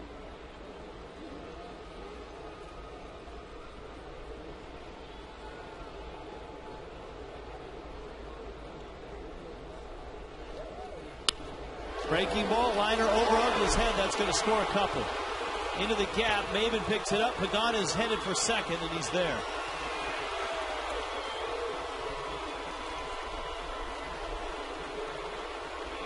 And so the Mets put two on the board.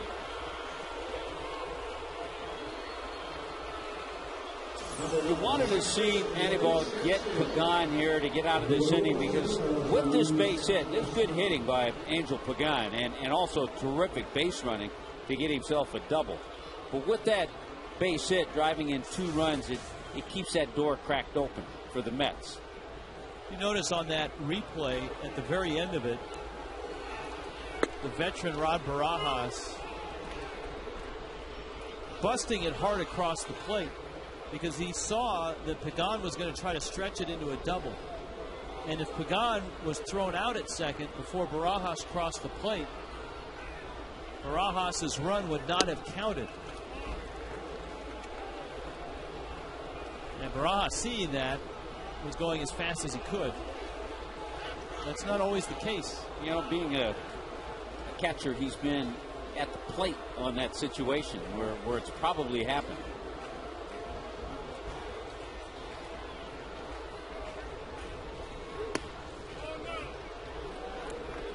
Hey guys, I'm wondering, I know you'll recall this.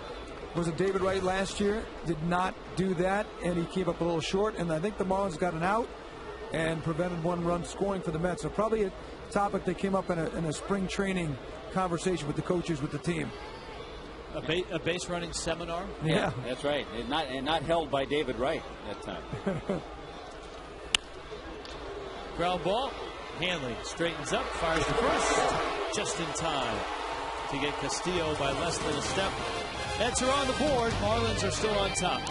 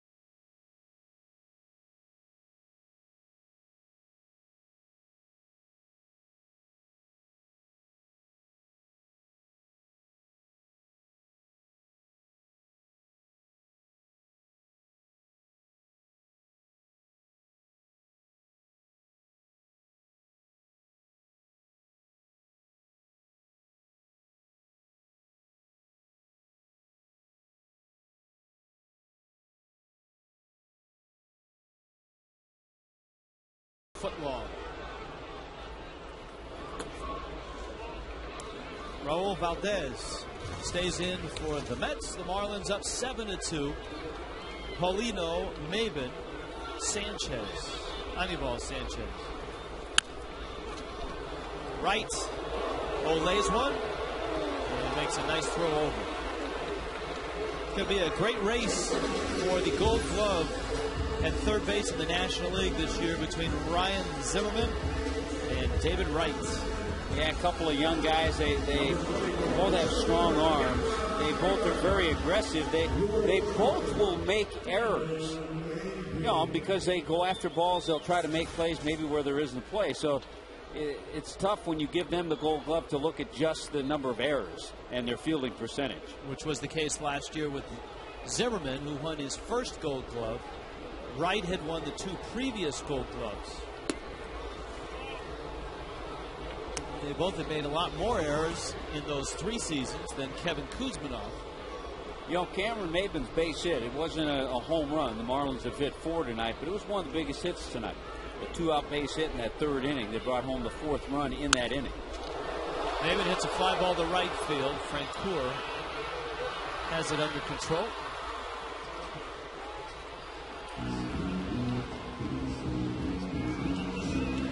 Family Sunday finishes this series. A 1-10 start against the Mets. First 5,000 kids get a pair of Hanley Ramirez batting gloves, courtesy of Fox Sports Florida, and all kids run the bases after the game in the Diamond Dash. 1-877 Marlins.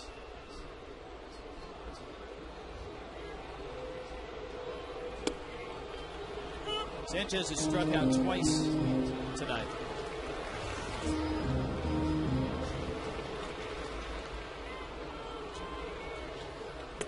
Oliver Perez's line, 3 1/3, 9 hits, all 7 runs earned, 3 walks, 5 strikeouts, and 4 home runs. Valdez strikes out Sanchez. Go to the 6th, 7-2 pitch.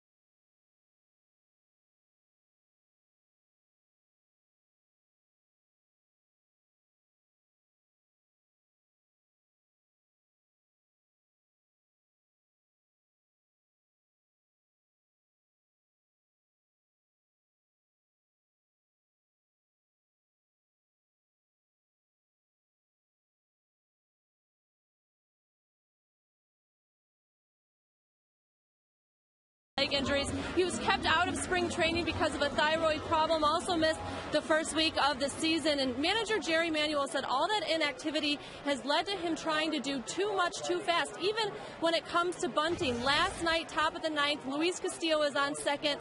Reyes unable to lay down a sac bunt, and that was after he came in early yesterday to work on bunting in particular, because in the game before he wasn't able to get down a bunt in the 6-4 loss to the Nationals. Manager Jerry Manuel said, he's a tremendous athlete, but he's just trying to do things too fast. Even when it comes to bunting, he's moving, he's not relaxed, but feels like there's a big lesson in all of this. Gabby Sanchez flips over to Anibal Sanchez. And Jose Reyes is out. That's, I think a lot of times people watch a night like last night. This is a terrific play by Gabby, by the way. Outstanding. And they see a guy like Jose Reyes, an accomplished big leaguer, and he's unable to sacrifice. And they say to themselves, how can a guy not be able to do that? And you think that he doesn't work on it. But as Allison talked about, the Mets have had him in to work on it specifically. There's Jason Bay.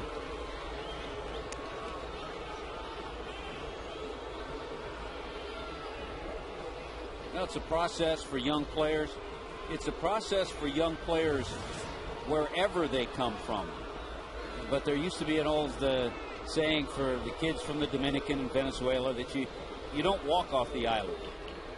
You're not going to be a patient hitter and get to the big leagues. You swing the bat. And I guess you could also apply, you're not going to sacrifice yourself off the island. You have to swing the bat. Then you learn the little bits and pieces of the game that maybe you didn't have the knowledge of or work on when you were a youngster. Do you think, though, that is changing to an extent because of the extensive scouting? It is. Now, with all the academies that many of the organizations have in the Dominican and other countries, I think it is changing. Yeah. Plus the emphasis on on-base percentage, strike zone recognition.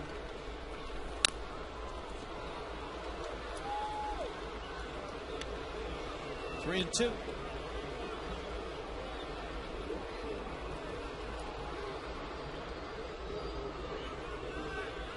Bay's 1 for 2.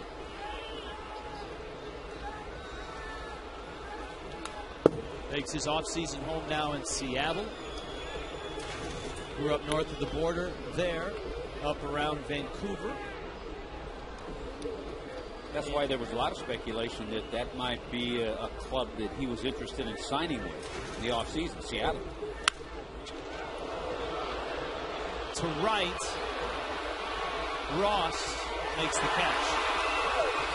What a mess they have up in Seattle, by the way, with the ends. Boy, no kidding. Live coverage of the ACC Softball Championship game is Sunday at 1 on FoxSportsFlorida.com. Log on as the best in the ACC battle for the conference title. ACC Softball Championship streaming live on FoxSportsFlorida.com. I can't believe that they bumped Tommy and my web hit for the ACC Softball Championship on FoxSportsFlorida.com. Sometimes you just have to accept it. Our creative director is going to be crushed by this. He was getting high marks, too. This is an important inning, I think, for Sanchez. Could be his last inning. But the fact that the Mets got a couple of runs in the top of the 5th. And he's an out away from shutting it down and keeping it a 7-2 game. You can almost read his lips. He overthrew that ball. Displeased with himself. Counts 3-1. He's got Wright up there. He has struck out twice. He has not struck anyone out since he did strike out Wright to finish the 4th. And it's 3-2. Wright has struck out already 48 times. Yeah, for a while it looked like Anibal would surpass his career high in strikeouts. He has 7. His career high is 8. That one is fouled back. The strikeout kings are coming to this ballpark on this homestand. Sort of like the men of steel, the men of swing. Justin Upton, David Wright, Mark Reynolds will all be here. Sanchez misses up and in. Upton and Reynolds, of course, with the Arizona Diamondbacks. Arizona right now holding a 2-0 lead in Atlanta, trying to snap a losing streak. Randy St. Clair making that call down to the bullpen. No, I think he's calling Shane Victorino.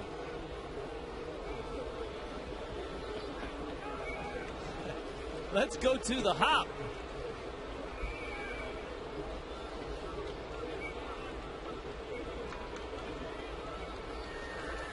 Ike Davis, fly ball left field. Coghlan circles it and makes the catch. And Sanchez gets through 6 with a 7-2 lead.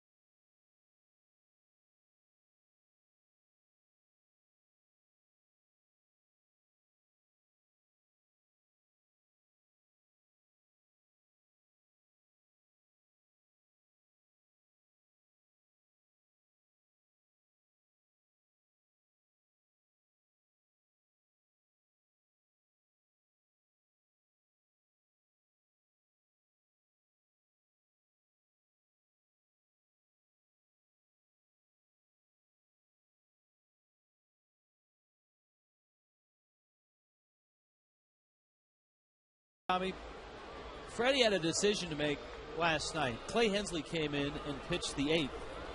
And Freddie easily could have kept Hensley in to pitch the 9th. Jerry Manuel kept his middle guy, Fernando Nieve, in to pitch 2 innings. But Freddie went just 1 inning with Hensley and then 1 inning with Nunez. Well, you and I both talked to Freddie about that. We mentioned a little bit about that last night, and there were some reasons for it. Number one, when you're at home, you have that luxury to bring your closer in the 9th inning of a tie game. Had the game been on the road, we probably would have seen Hensley in the 9th inning. The other thing is that Freddie's starting to feel real comfortable with Hensley as that number 8 inning guy. If he uses him for 2 or 3 innings, which he's capable of doing, but now you lose him for 2 or 3 days. So that was his decision, and certainly a lot had to do with the fact that they were home. Counts 2-2 to Chris Coghlan. Coghlan knocked one out of the park in the 4th inning against Oliver Perez in a barrage of home runs. The Marlins sent Perez packing. In that inning, the 4th, Coghlan and Gabby Sanchez went back-to-back. Hanley Ramirez then lined out, and then Dan Uggla hit his 2nd homer of the night. There's a 6-game hitting streak.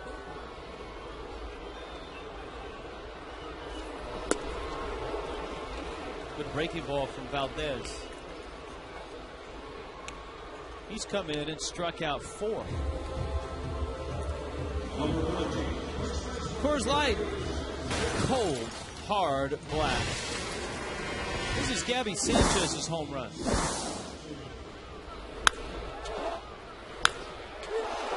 With that compact short stroke. Leaned out over the plate, got himself a breaking ball and hit it out. Sanchez now with 4 homers, 18 RBIs, As you have noted over the last couple of weeks, he's not Jason Hayward-like in his numbers, but slowly he's putting up very solid numbers. I'll tell you what, you look at the rookie categories, and his name pops up all over the place. Leading in doubles. He's up there in hits. He's up there in extra base hits.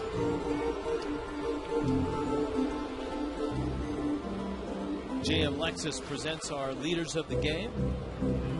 As Tommy was talking about, here's your highest average from rookies. David Freese having a good start to his career in St. Louis. Hayward, Ike Davis, and Gabby Sanchez both here. JM Lexus, Price made us #1. 18 years running. Click jmlexus.com to find out how.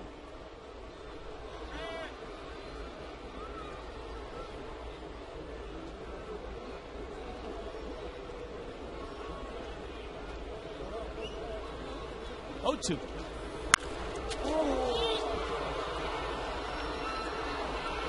Frank Cooler makes the catch. We haven't frozen anything tonight yet, but since it's the 6th inning, Coors Light freeze can. How about David Wright's defense?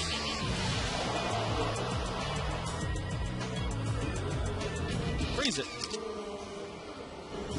Little Fox Vision look. Yeah, Hanley doesn't want to hit one down to David Wright again. He's made some nice plays in this series already.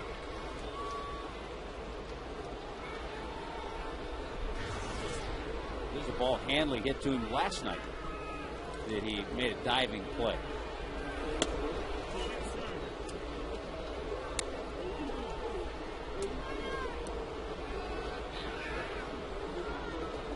Hanley has a couple hits tonight. Had a chance, we didn't mention it last night. It was such an exciting game. But talk about the first manager that was let go this year, Trey Hillman, Kansas City Royals, off to a 12-23 start.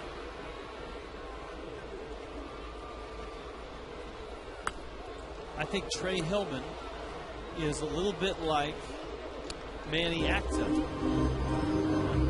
in that he was managing in a no-win situation. The roster that Acta had when he was with Washington, I don't know that Tony La Russa would have won more games. And now Manny Acta's in the same situation in Cleveland.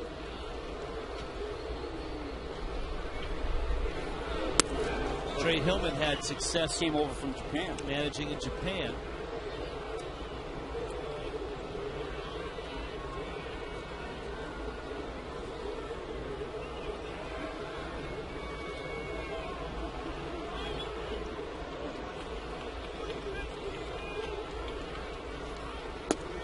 Breaking ball. Hanley walked across the plate after it. Full count, 3-2. Let's see what Fox Tracks tells us. Brought to you by Toyota. See, that looked like a strike by the time it was caught by Barajas.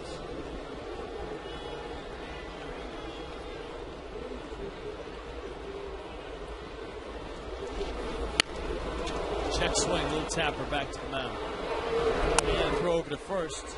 Raul Valdez has kept the Marlins at bay.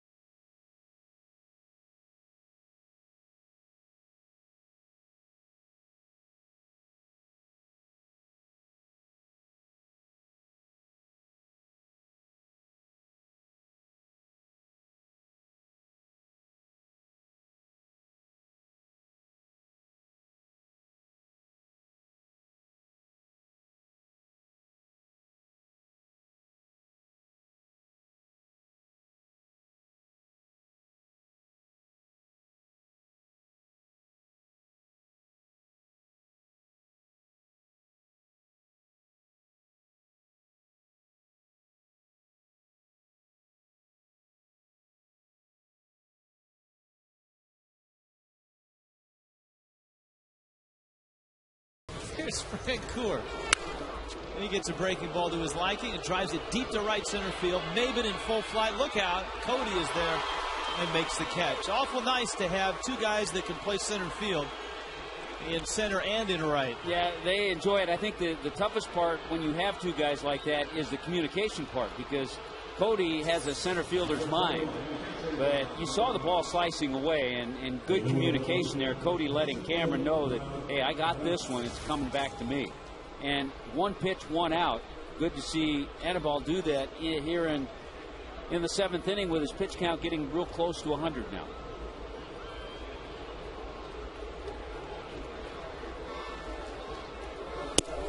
Barajas takes inside.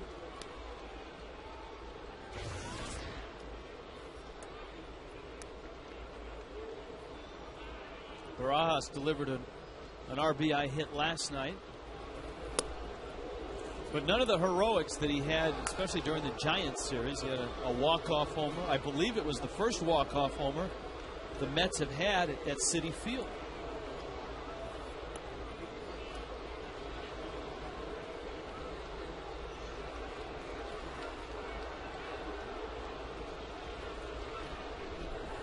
Of course, the Mets last year hit just 95 home runs. Now, they had a nice run at home. They're 14-8 at home this year. If the Marlins win this game, the Mets will go to 4-10 on the road. Barajas bounces that one off the wall. Coughlin tried to barehand it. He didn't get a clean bounce. That one kind of kicked up. So Barajas has got himself a double. Tomorrow night is one of those Baker Concrete Super Saturdays. The Spirit of Michael Jackson Laser Spectacular following a fireworks show. It's all presented by Metro PCS. Marlins and Mets at 7:10. And fans can get a Marlins Maraca courtesy of Leon Medical Centers.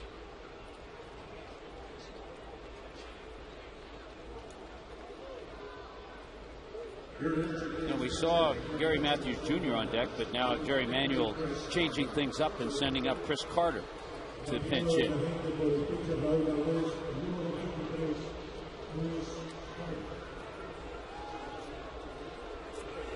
The bullpen is ready. Looks like Badenhop is ready, but I'm sure Freddie Gonzalez and Randy St. Clair would like to see Sanchez get through this inning.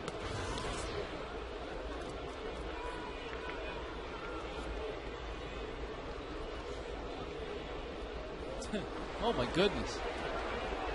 Have you seen a score out of Toronto? Bottom of the 4th. Let's see, who are the Toronto Blue Jays playing tonight? Texas. 15-10. That ball is hit deep and foul.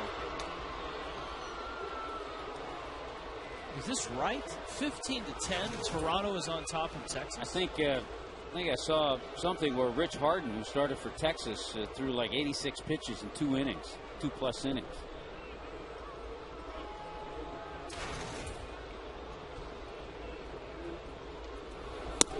He didn't have that splitter biting tonight.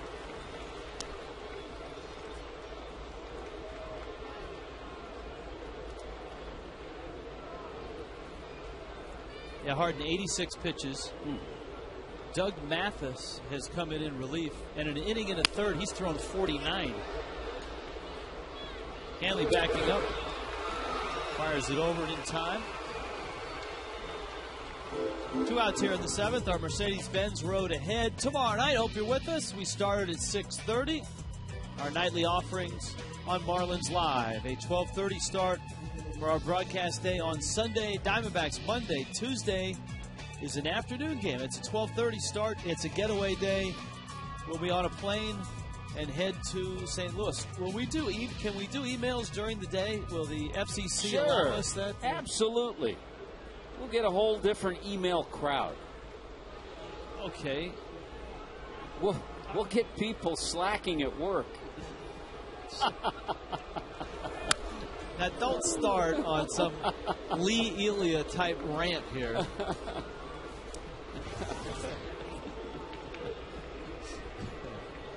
All right, we'll do it. Afternoon emails. Afternoon emails. Tuesday. Absolutely. Dear Rich and Tommy, I'm in 4th grade and stayed home from school today. My mom thinks I'm in school. Now, we don't suggest that.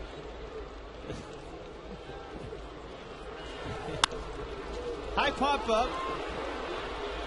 That would be ugly. Strike oppose. 7 innings from Anibal Sanchez.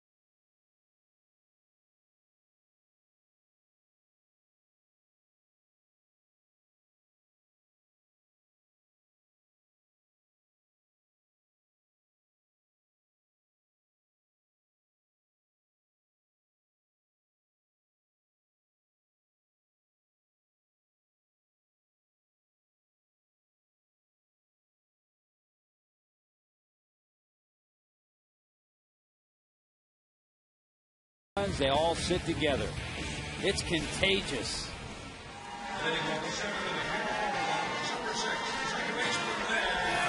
7-2. Marlins on top of the Mets. We check in with Craig Bitterbeatty. Craig? Well, thank you. A very festive atmosphere out here, Rich. It's the Broward County Boys and Girls Club are here. About 100 kids are here. This is Matt Organ. He's the director here of events. And what a great night to come out, huh? I'll tell you, it's a great night here at the ballpark here. We have about 100 kids from the Boys and Girls Clubs of Broward County. We're celebrating our 12th annual Bottles and Strikes night. And well, you see it. It's just a great night and giving these kids an opportunity to enjoy a game. They're all out here. And the great thing, guys, is that it's all you can eat just for this group. And what's your name, sweetie? I'm Ileana Nunez. Ileana says she has taken advantage of that more. What did you eat tonight? I had two nachos? Yeah, 2 slices of nachos. So much you forgot. Go ahead. Burgers? 2 things of popcorn, a thing of peanuts, and a hot dog. Took advantage. William, how about this group here? How much fun?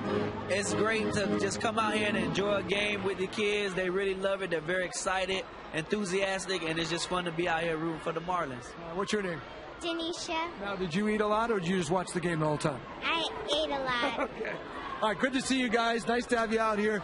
The Boys and Girls Club, the Florida Marlins Community Foundation, one of the groups that helped set this up for the kids to come out, and they're seeing a good ball game. And also, guys, what great weather tonight. Nice little breeze, very comfortable for the fans. Hey, good place to be sitting, too, for home runs tonight. Yes. Dan Ugly takes a breaking ball for a strike. Rich, I'm just writing that down, section 212. I'll be right back. All you can eat. Ugly, 3-run homer in the 3rd. The solo shot was the 4th.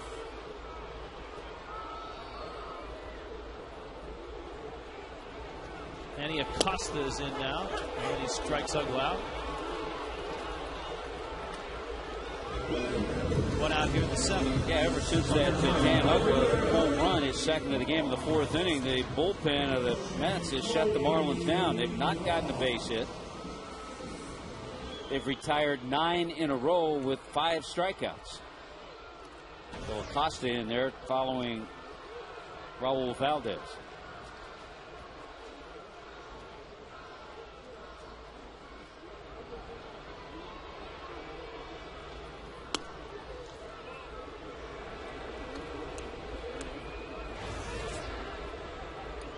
Cody's double his 9th of the season.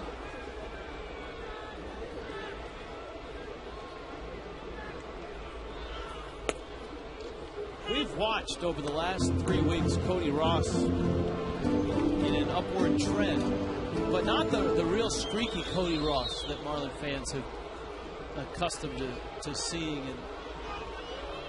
in his first 4 years in a Marlins uniform. Well, let me take that back. Line shot.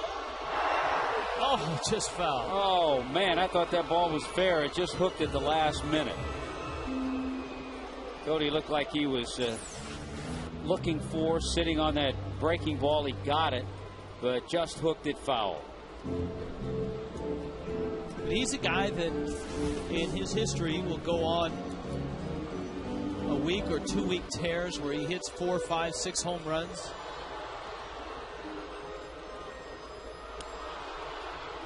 His average has slowly climbed up to 279.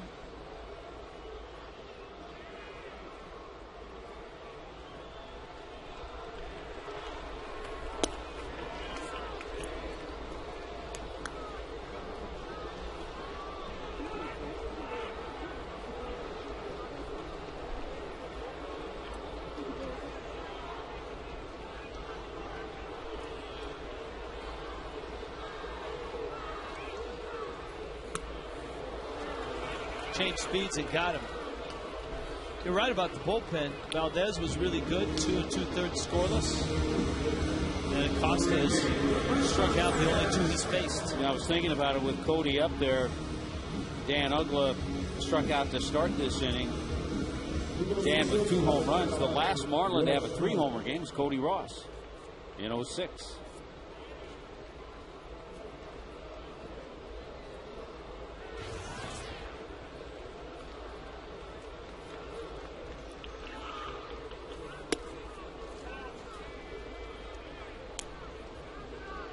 Acosta can't seem to get that outside corner called. Helms has walked twice and struck out.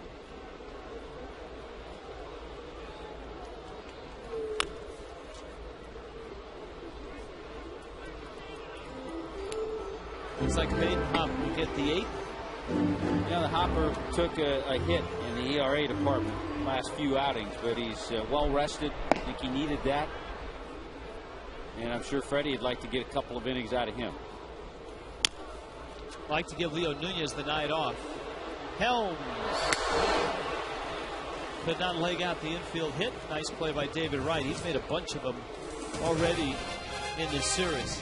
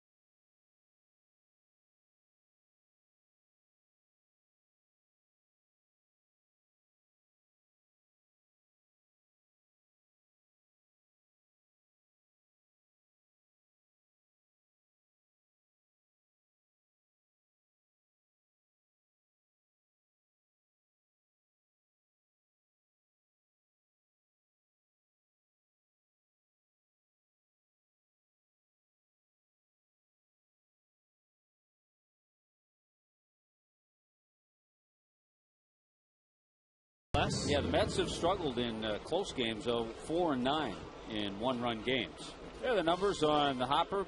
Yeah, he may pitch 2 innings. Freddie may try to get him for that. Or, you know, you have a ball game like this, 5-run lead at this point. You may just want to have 1 inning, get somebody else an inning, so you have Baden Hop down the road as well. But the last time Hopper pitched was last Saturday. It seems like the Marlins don't have a day off until August, but actually a week from Monday is their next off day. Well, they're right in the middle of that stretch of 20 games in a row.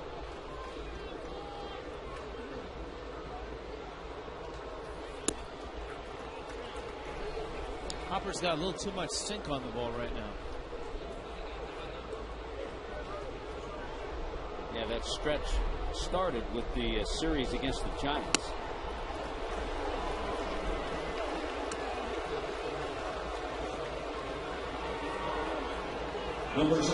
Castillo walks. Here comes Reyes. Here comes our checkers double of the game. It's not a double. It's a pair of home runs. 3-run shot. Double dingers. And he cranked a solo homer as well. Well, you're right about the sink. A lot of sink on that last two-seamer. And right now, Hopper having trouble finding the strike zone.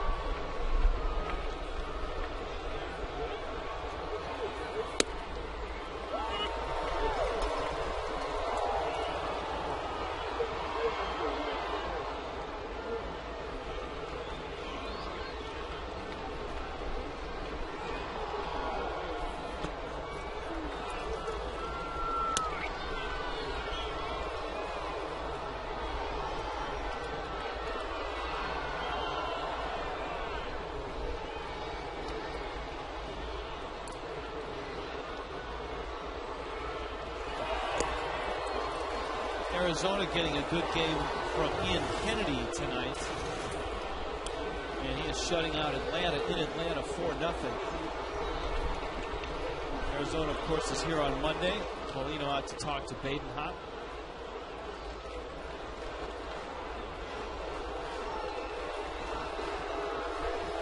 Phillies lead Milwaukee 6-3.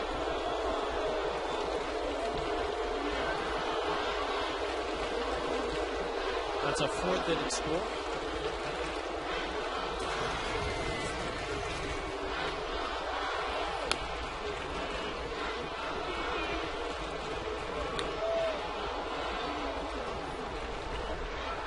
Big Poppy with a couple of home runs tonight for the Red Sox. 6-1 Boston on top of Detroit in the 8th. And Toronto is holding on to that 15-10 lead in the 6th against Texas. Helms has room and makes the catch.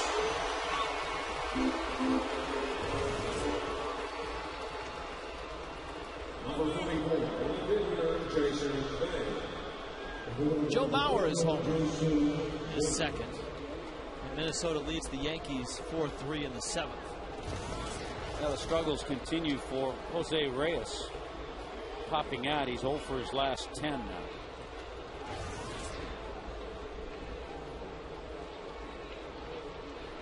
Jason Bay's hit a couple of warning track shots, and he has a single. That will be a pass ball. But if we were in Chicago, that ruling would be in doubt. Because it dipped at the last second. Isn't that what the scorekeeper said? Yes.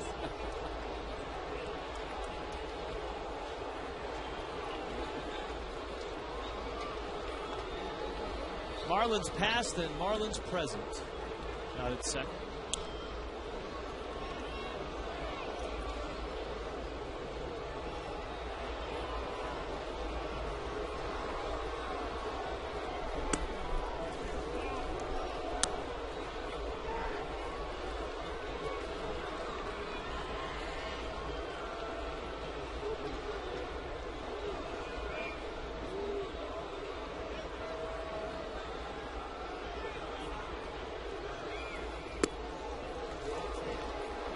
always wondered how Jason Bay fares in the college basketball pool in the NCAA tournament brackets, because his team is always in there. Gonzaga. He's got to pick Gonzaga. You would think. This is a situation you certainly don't want to start giving the Mets base runners by walking hitters. And the leadoff walk to Castillo. That's not what the Marlins wanted to do, is get Clay Hensley up and have him start to throw.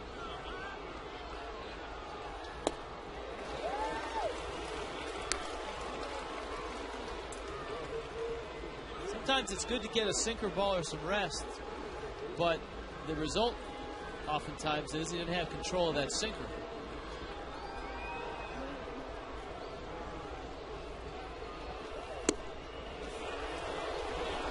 Didn't miss by much.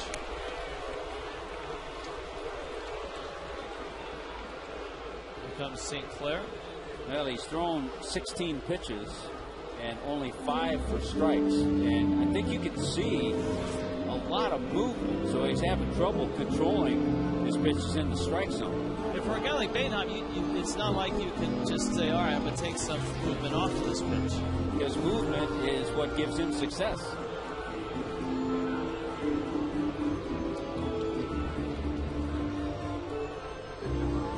As many athletes would say in this day and age, Tommy, Bainham sinker, it is what it is.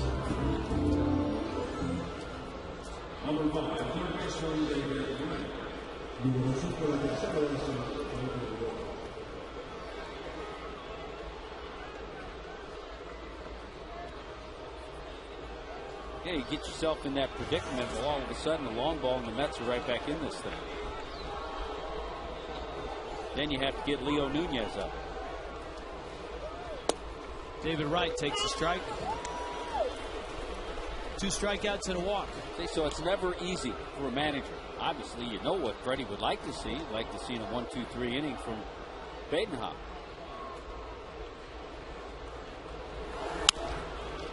Ground ball, Helms picks it. Ugla, difficult turn. How about a double play? That one was down below Dan's waist. As the second baseman, that's a tough turn. Ugla made it nicely. The hopper gets out of trouble.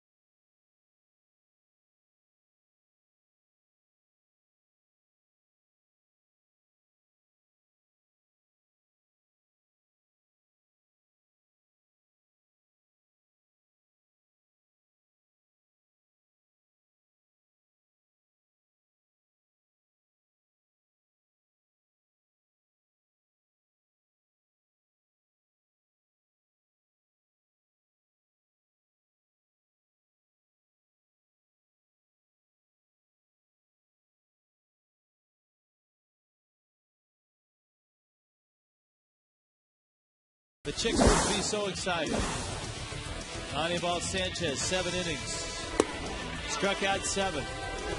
And 108 pitches. He was in control all night long. Well, the whole key, I thought, was the first inning when he came out and had a 1-2-3 inning, attacked the strike zone, used the breaking ball, the fastball in and out.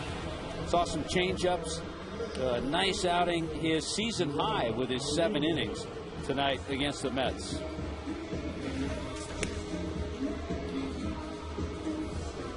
Henry Mejia becomes pitcher number 4 of the night.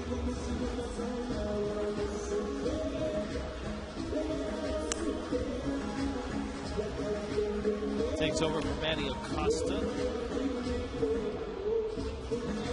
This was an Oliver Perez start, and it didn't go well for the Mets lefty. 7 runs in 3 1/3 innings. After the game, inside the Marlins, Chris Coughlin. It's immediately following Marlins Live. It's the debut of our Inside the Marlins series, Chris Coughlin. Ronnie Paulino busts his bat all over the infield. Kind of a backwards night for Ronnie. He was hitless against the lefties, 0 for 3, and gets his first hit of the night, albeit a shattered bat, against the right-hander Mejia.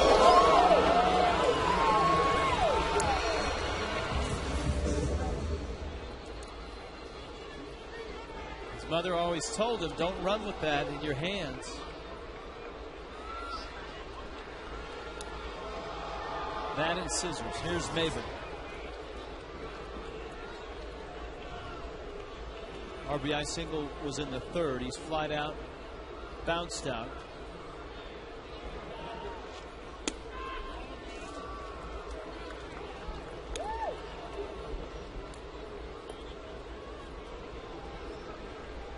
Maven getting the start against Oliver Perez. Marlins get a right-hander in John Maine tomorrow night. Nate Robertson will go for the fish. Long run for Castillo and Francoeur. And Louis doesn't run as well as he used to. Yeah, you always see a play like that, and you say, you know what, when Luis Castillo was a Marlin, he makes that play. Long way to go. Ball was tailing away from him. Didn't have a whole lot of hang time. He just couldn't get there.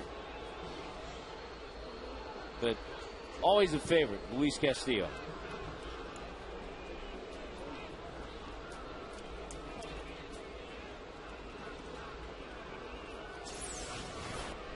Fox Vision shows you the concentration, the reach.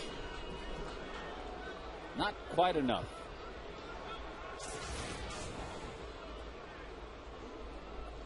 Just don't show Benji Molina running in Fox Vision, or you'll get a nasty note on his blog.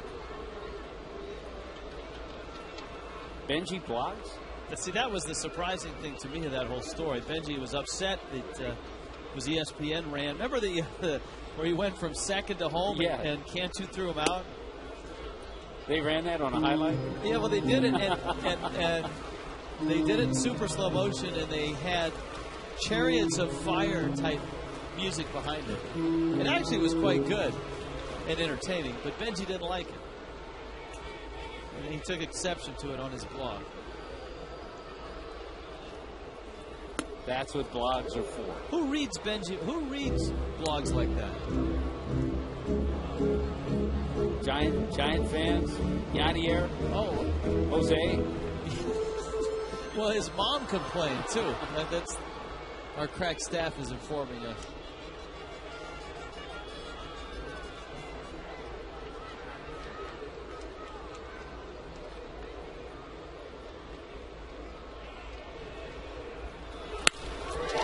Maven smokes one into center. So Cameron's got 2 hits. That's got to make him feel good. It's got to make Freddie Gonzalez feel good, too. The Marlins are trying to get this young man going at the plate. Yeah, he's had a couple of hits, but also a nice swing back in the 5th inning when he hit a ball to right field pretty well. I'll tell you one thing about this. Watching that view with Fox Vision, I'll bet you Jim Presley and I'll bet you Cullen McRae right now is clipping that off right now, because that is a terrific look for a hitting coach and a hitter. It's one thing to watch everything in slow motion, but super slow, you see everything. The weight shift, the hands.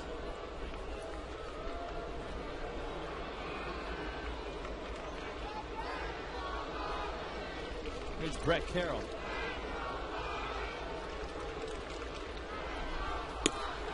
I'm told in day games, and we'll have to wait till Sunday for this, on that look, you can actually see the bat bend as it makes contact because they're able to get a higher frame rate, whatever that means, on the camera and the Exmo or Fox Vision machine.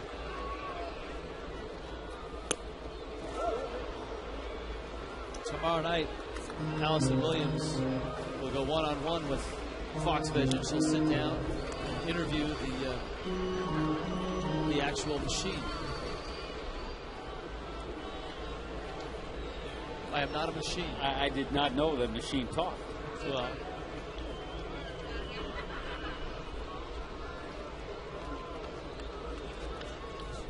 I think we could get some nice emails Tuesday as to what our fans think of Fox Vision. Tuesday afternoon emails. And kids, send those emails after school, please. Or send them Monday night and TiVo the game.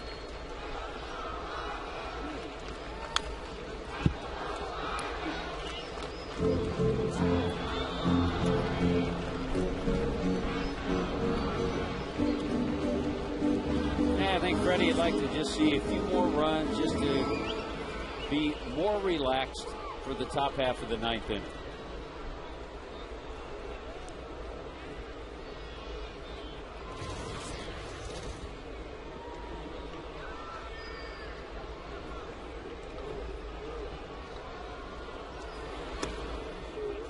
BC runs the count to 2-2. Of course, he's had some of the most crushing losses in Mets history, knocking the Mets out of the postseason in both 2007 and 2008.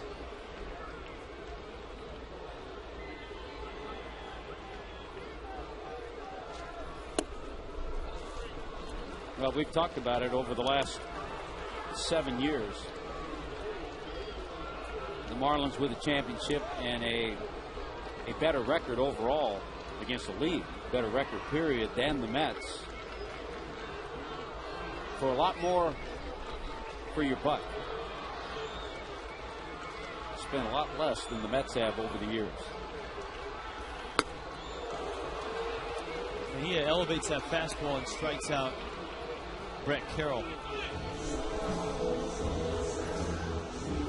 I want to say somewhere in the $600 million range, less than the Mets. Well, the Mets payroll this year is $135 million. I think the Marlins payroll this year is, I want to say, $47-48 million. Coughlin homered in the fourth. Dan Worthen, the pitching coach, is out there.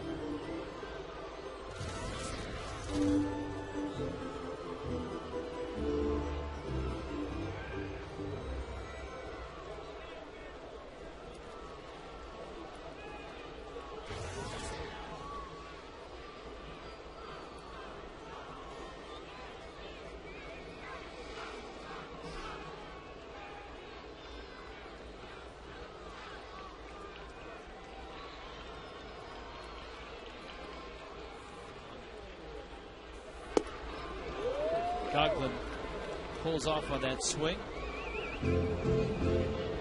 Chris a homer now and 7 RBIs.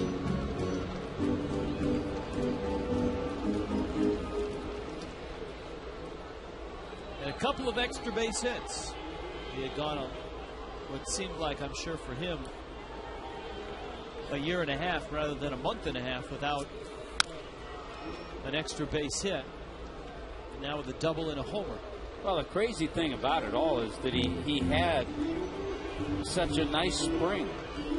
Hit around 350, had extra base hits in spring training.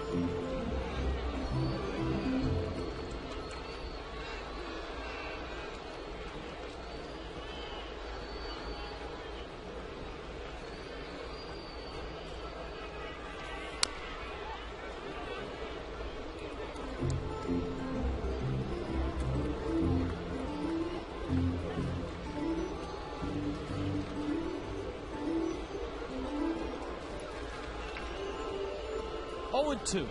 Inside the Marlins, Chris Coughlin tonight after the game. That's going to be a nice feature. That's a must-see.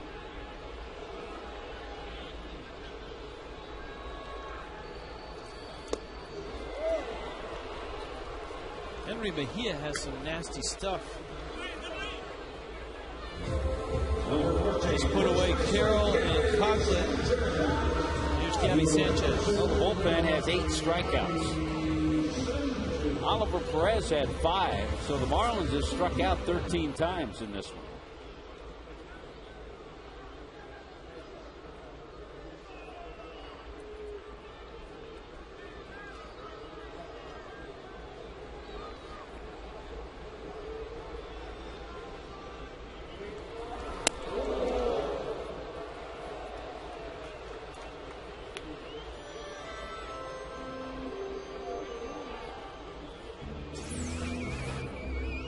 First pitch just gets away.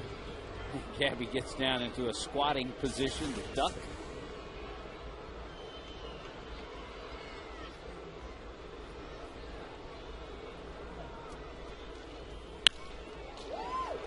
David Wright just gets, he's putting on a clinic defensively in this series. Mets down to their last 3 outs.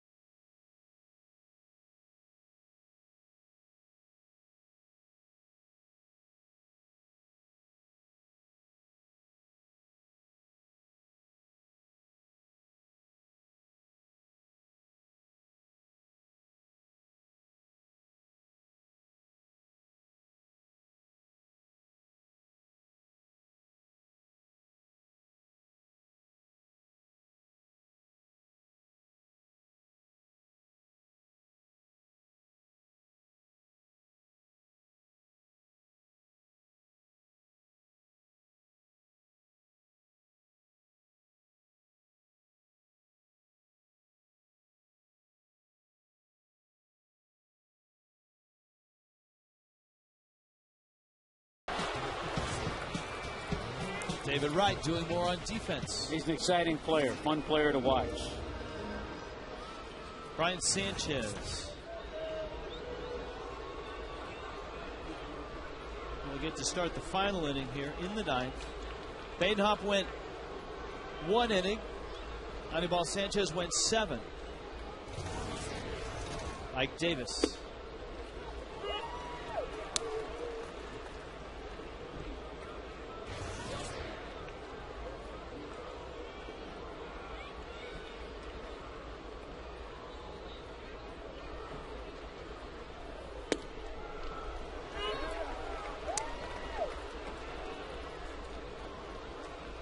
Always fun to watch Brian Sanchez come in and see what he has working for him, because he has a pretty good arsenal of pitches.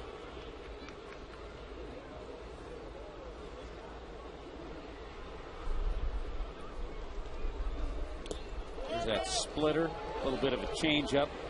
Bottom falls out of it, uses his fastball, a curve, a slider. He told Allison the other night that his his command is a little bit better after coming off the disabled list? I gotta think with confidence comes better command, and he got confidence last year.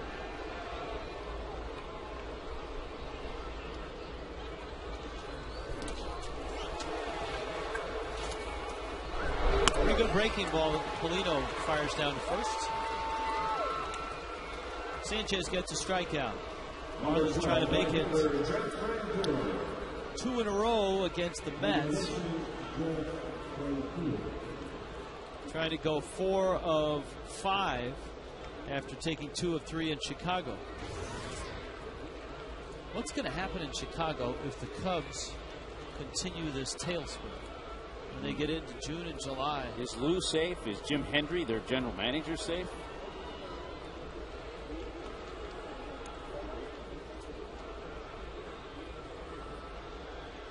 Hey, the amazing thing, it won't affect attendance. Whatever happens. You've got to think that Derek Lee and Aramis Ramirez are going to start to hit. And when that happens, they should start winning a lot more ball games. Pirates beat them today.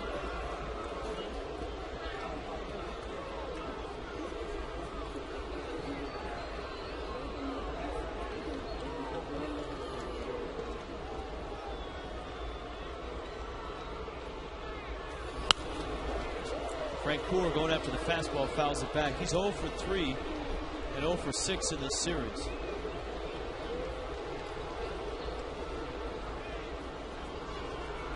Yeah, win tonight too against the Mets will make the Marlins 4-1 against the Mets this year. A little change up. Ugla gets the out. Sanchez kind of awkwardly reached for that ball, and good to see that he's not limping after that. John Maine, Nathan Robertson start. Yeah, he got that split change up there, and Frank Coor cued it off the end of the bat. But a good play by Dan Ugla once Brian couldn't get it.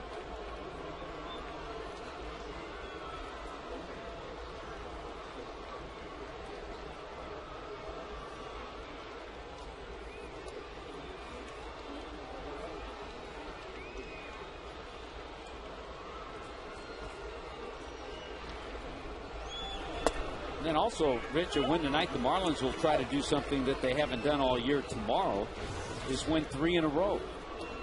Yeah, they had a chance on that final game in Chicago. Barajas is up.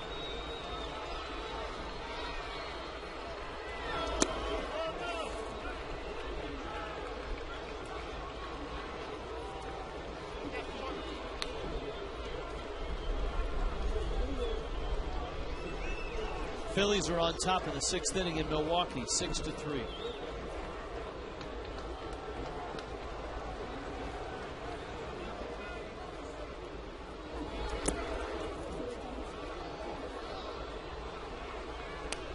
Super Saturday tomorrow night, the Michael Jackson Laser Spectacular.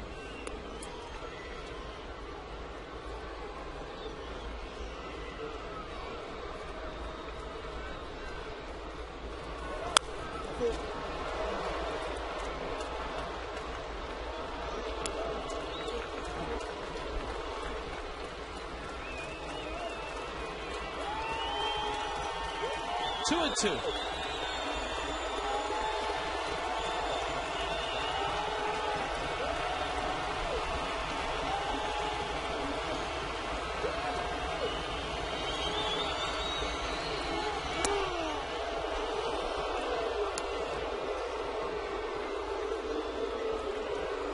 Count full on Rob Barajas. 22,000 on hand for this one. We expect a big crowd tomorrow night and a good crowd on Sunday. Lost him.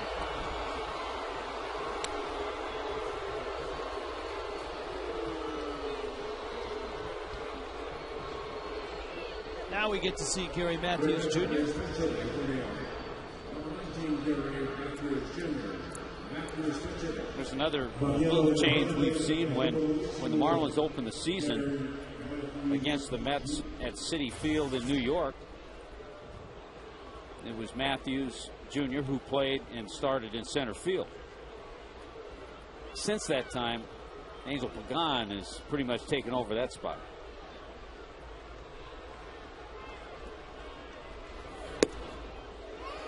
Gary Matthews Jr., one of those enormous contracts that still is a year away from expiring.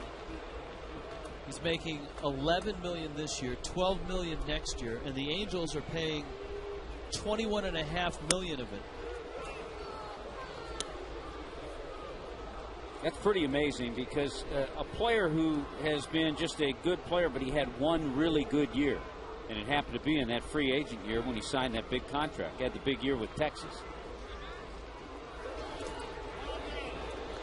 Hit 19 home runs, hit over 300, 79 RBIs. It's amazing what 19 home runs and 75 RBIs will get you. It got him 5 years at $50 million. Economics have changed a little bit in the game since then. High pop. Maven calling. Fighting the wind. Makes the catch. Marlins win it. They hit 4 home runs. They batter Oliver Perez. They get a terrific night from Anibal Sanchez. Uggla pumped 2 out. And the Marlins have climbed back to 500.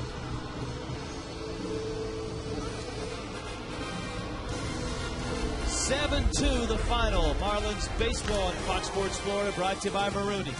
South Florida, when you need a car, truck, or van, who you going to call? 1-877-MAROONEY by AT&T. Find out what's possible with the nation's fastest 3G network. AT&T, rethink possible. By Corona. Kick back, relax with an ice-cold Corona in lime. Enjoy a Corona today. And by Dodge Ram Trucks, award-winning Ram Trucks, plus a new heavy duty. Make it one of the most powerful lineups in Ram history. Marlins Live is coming up, and inside the Marlins, Chris Coughlin as well. 7-2 the final here.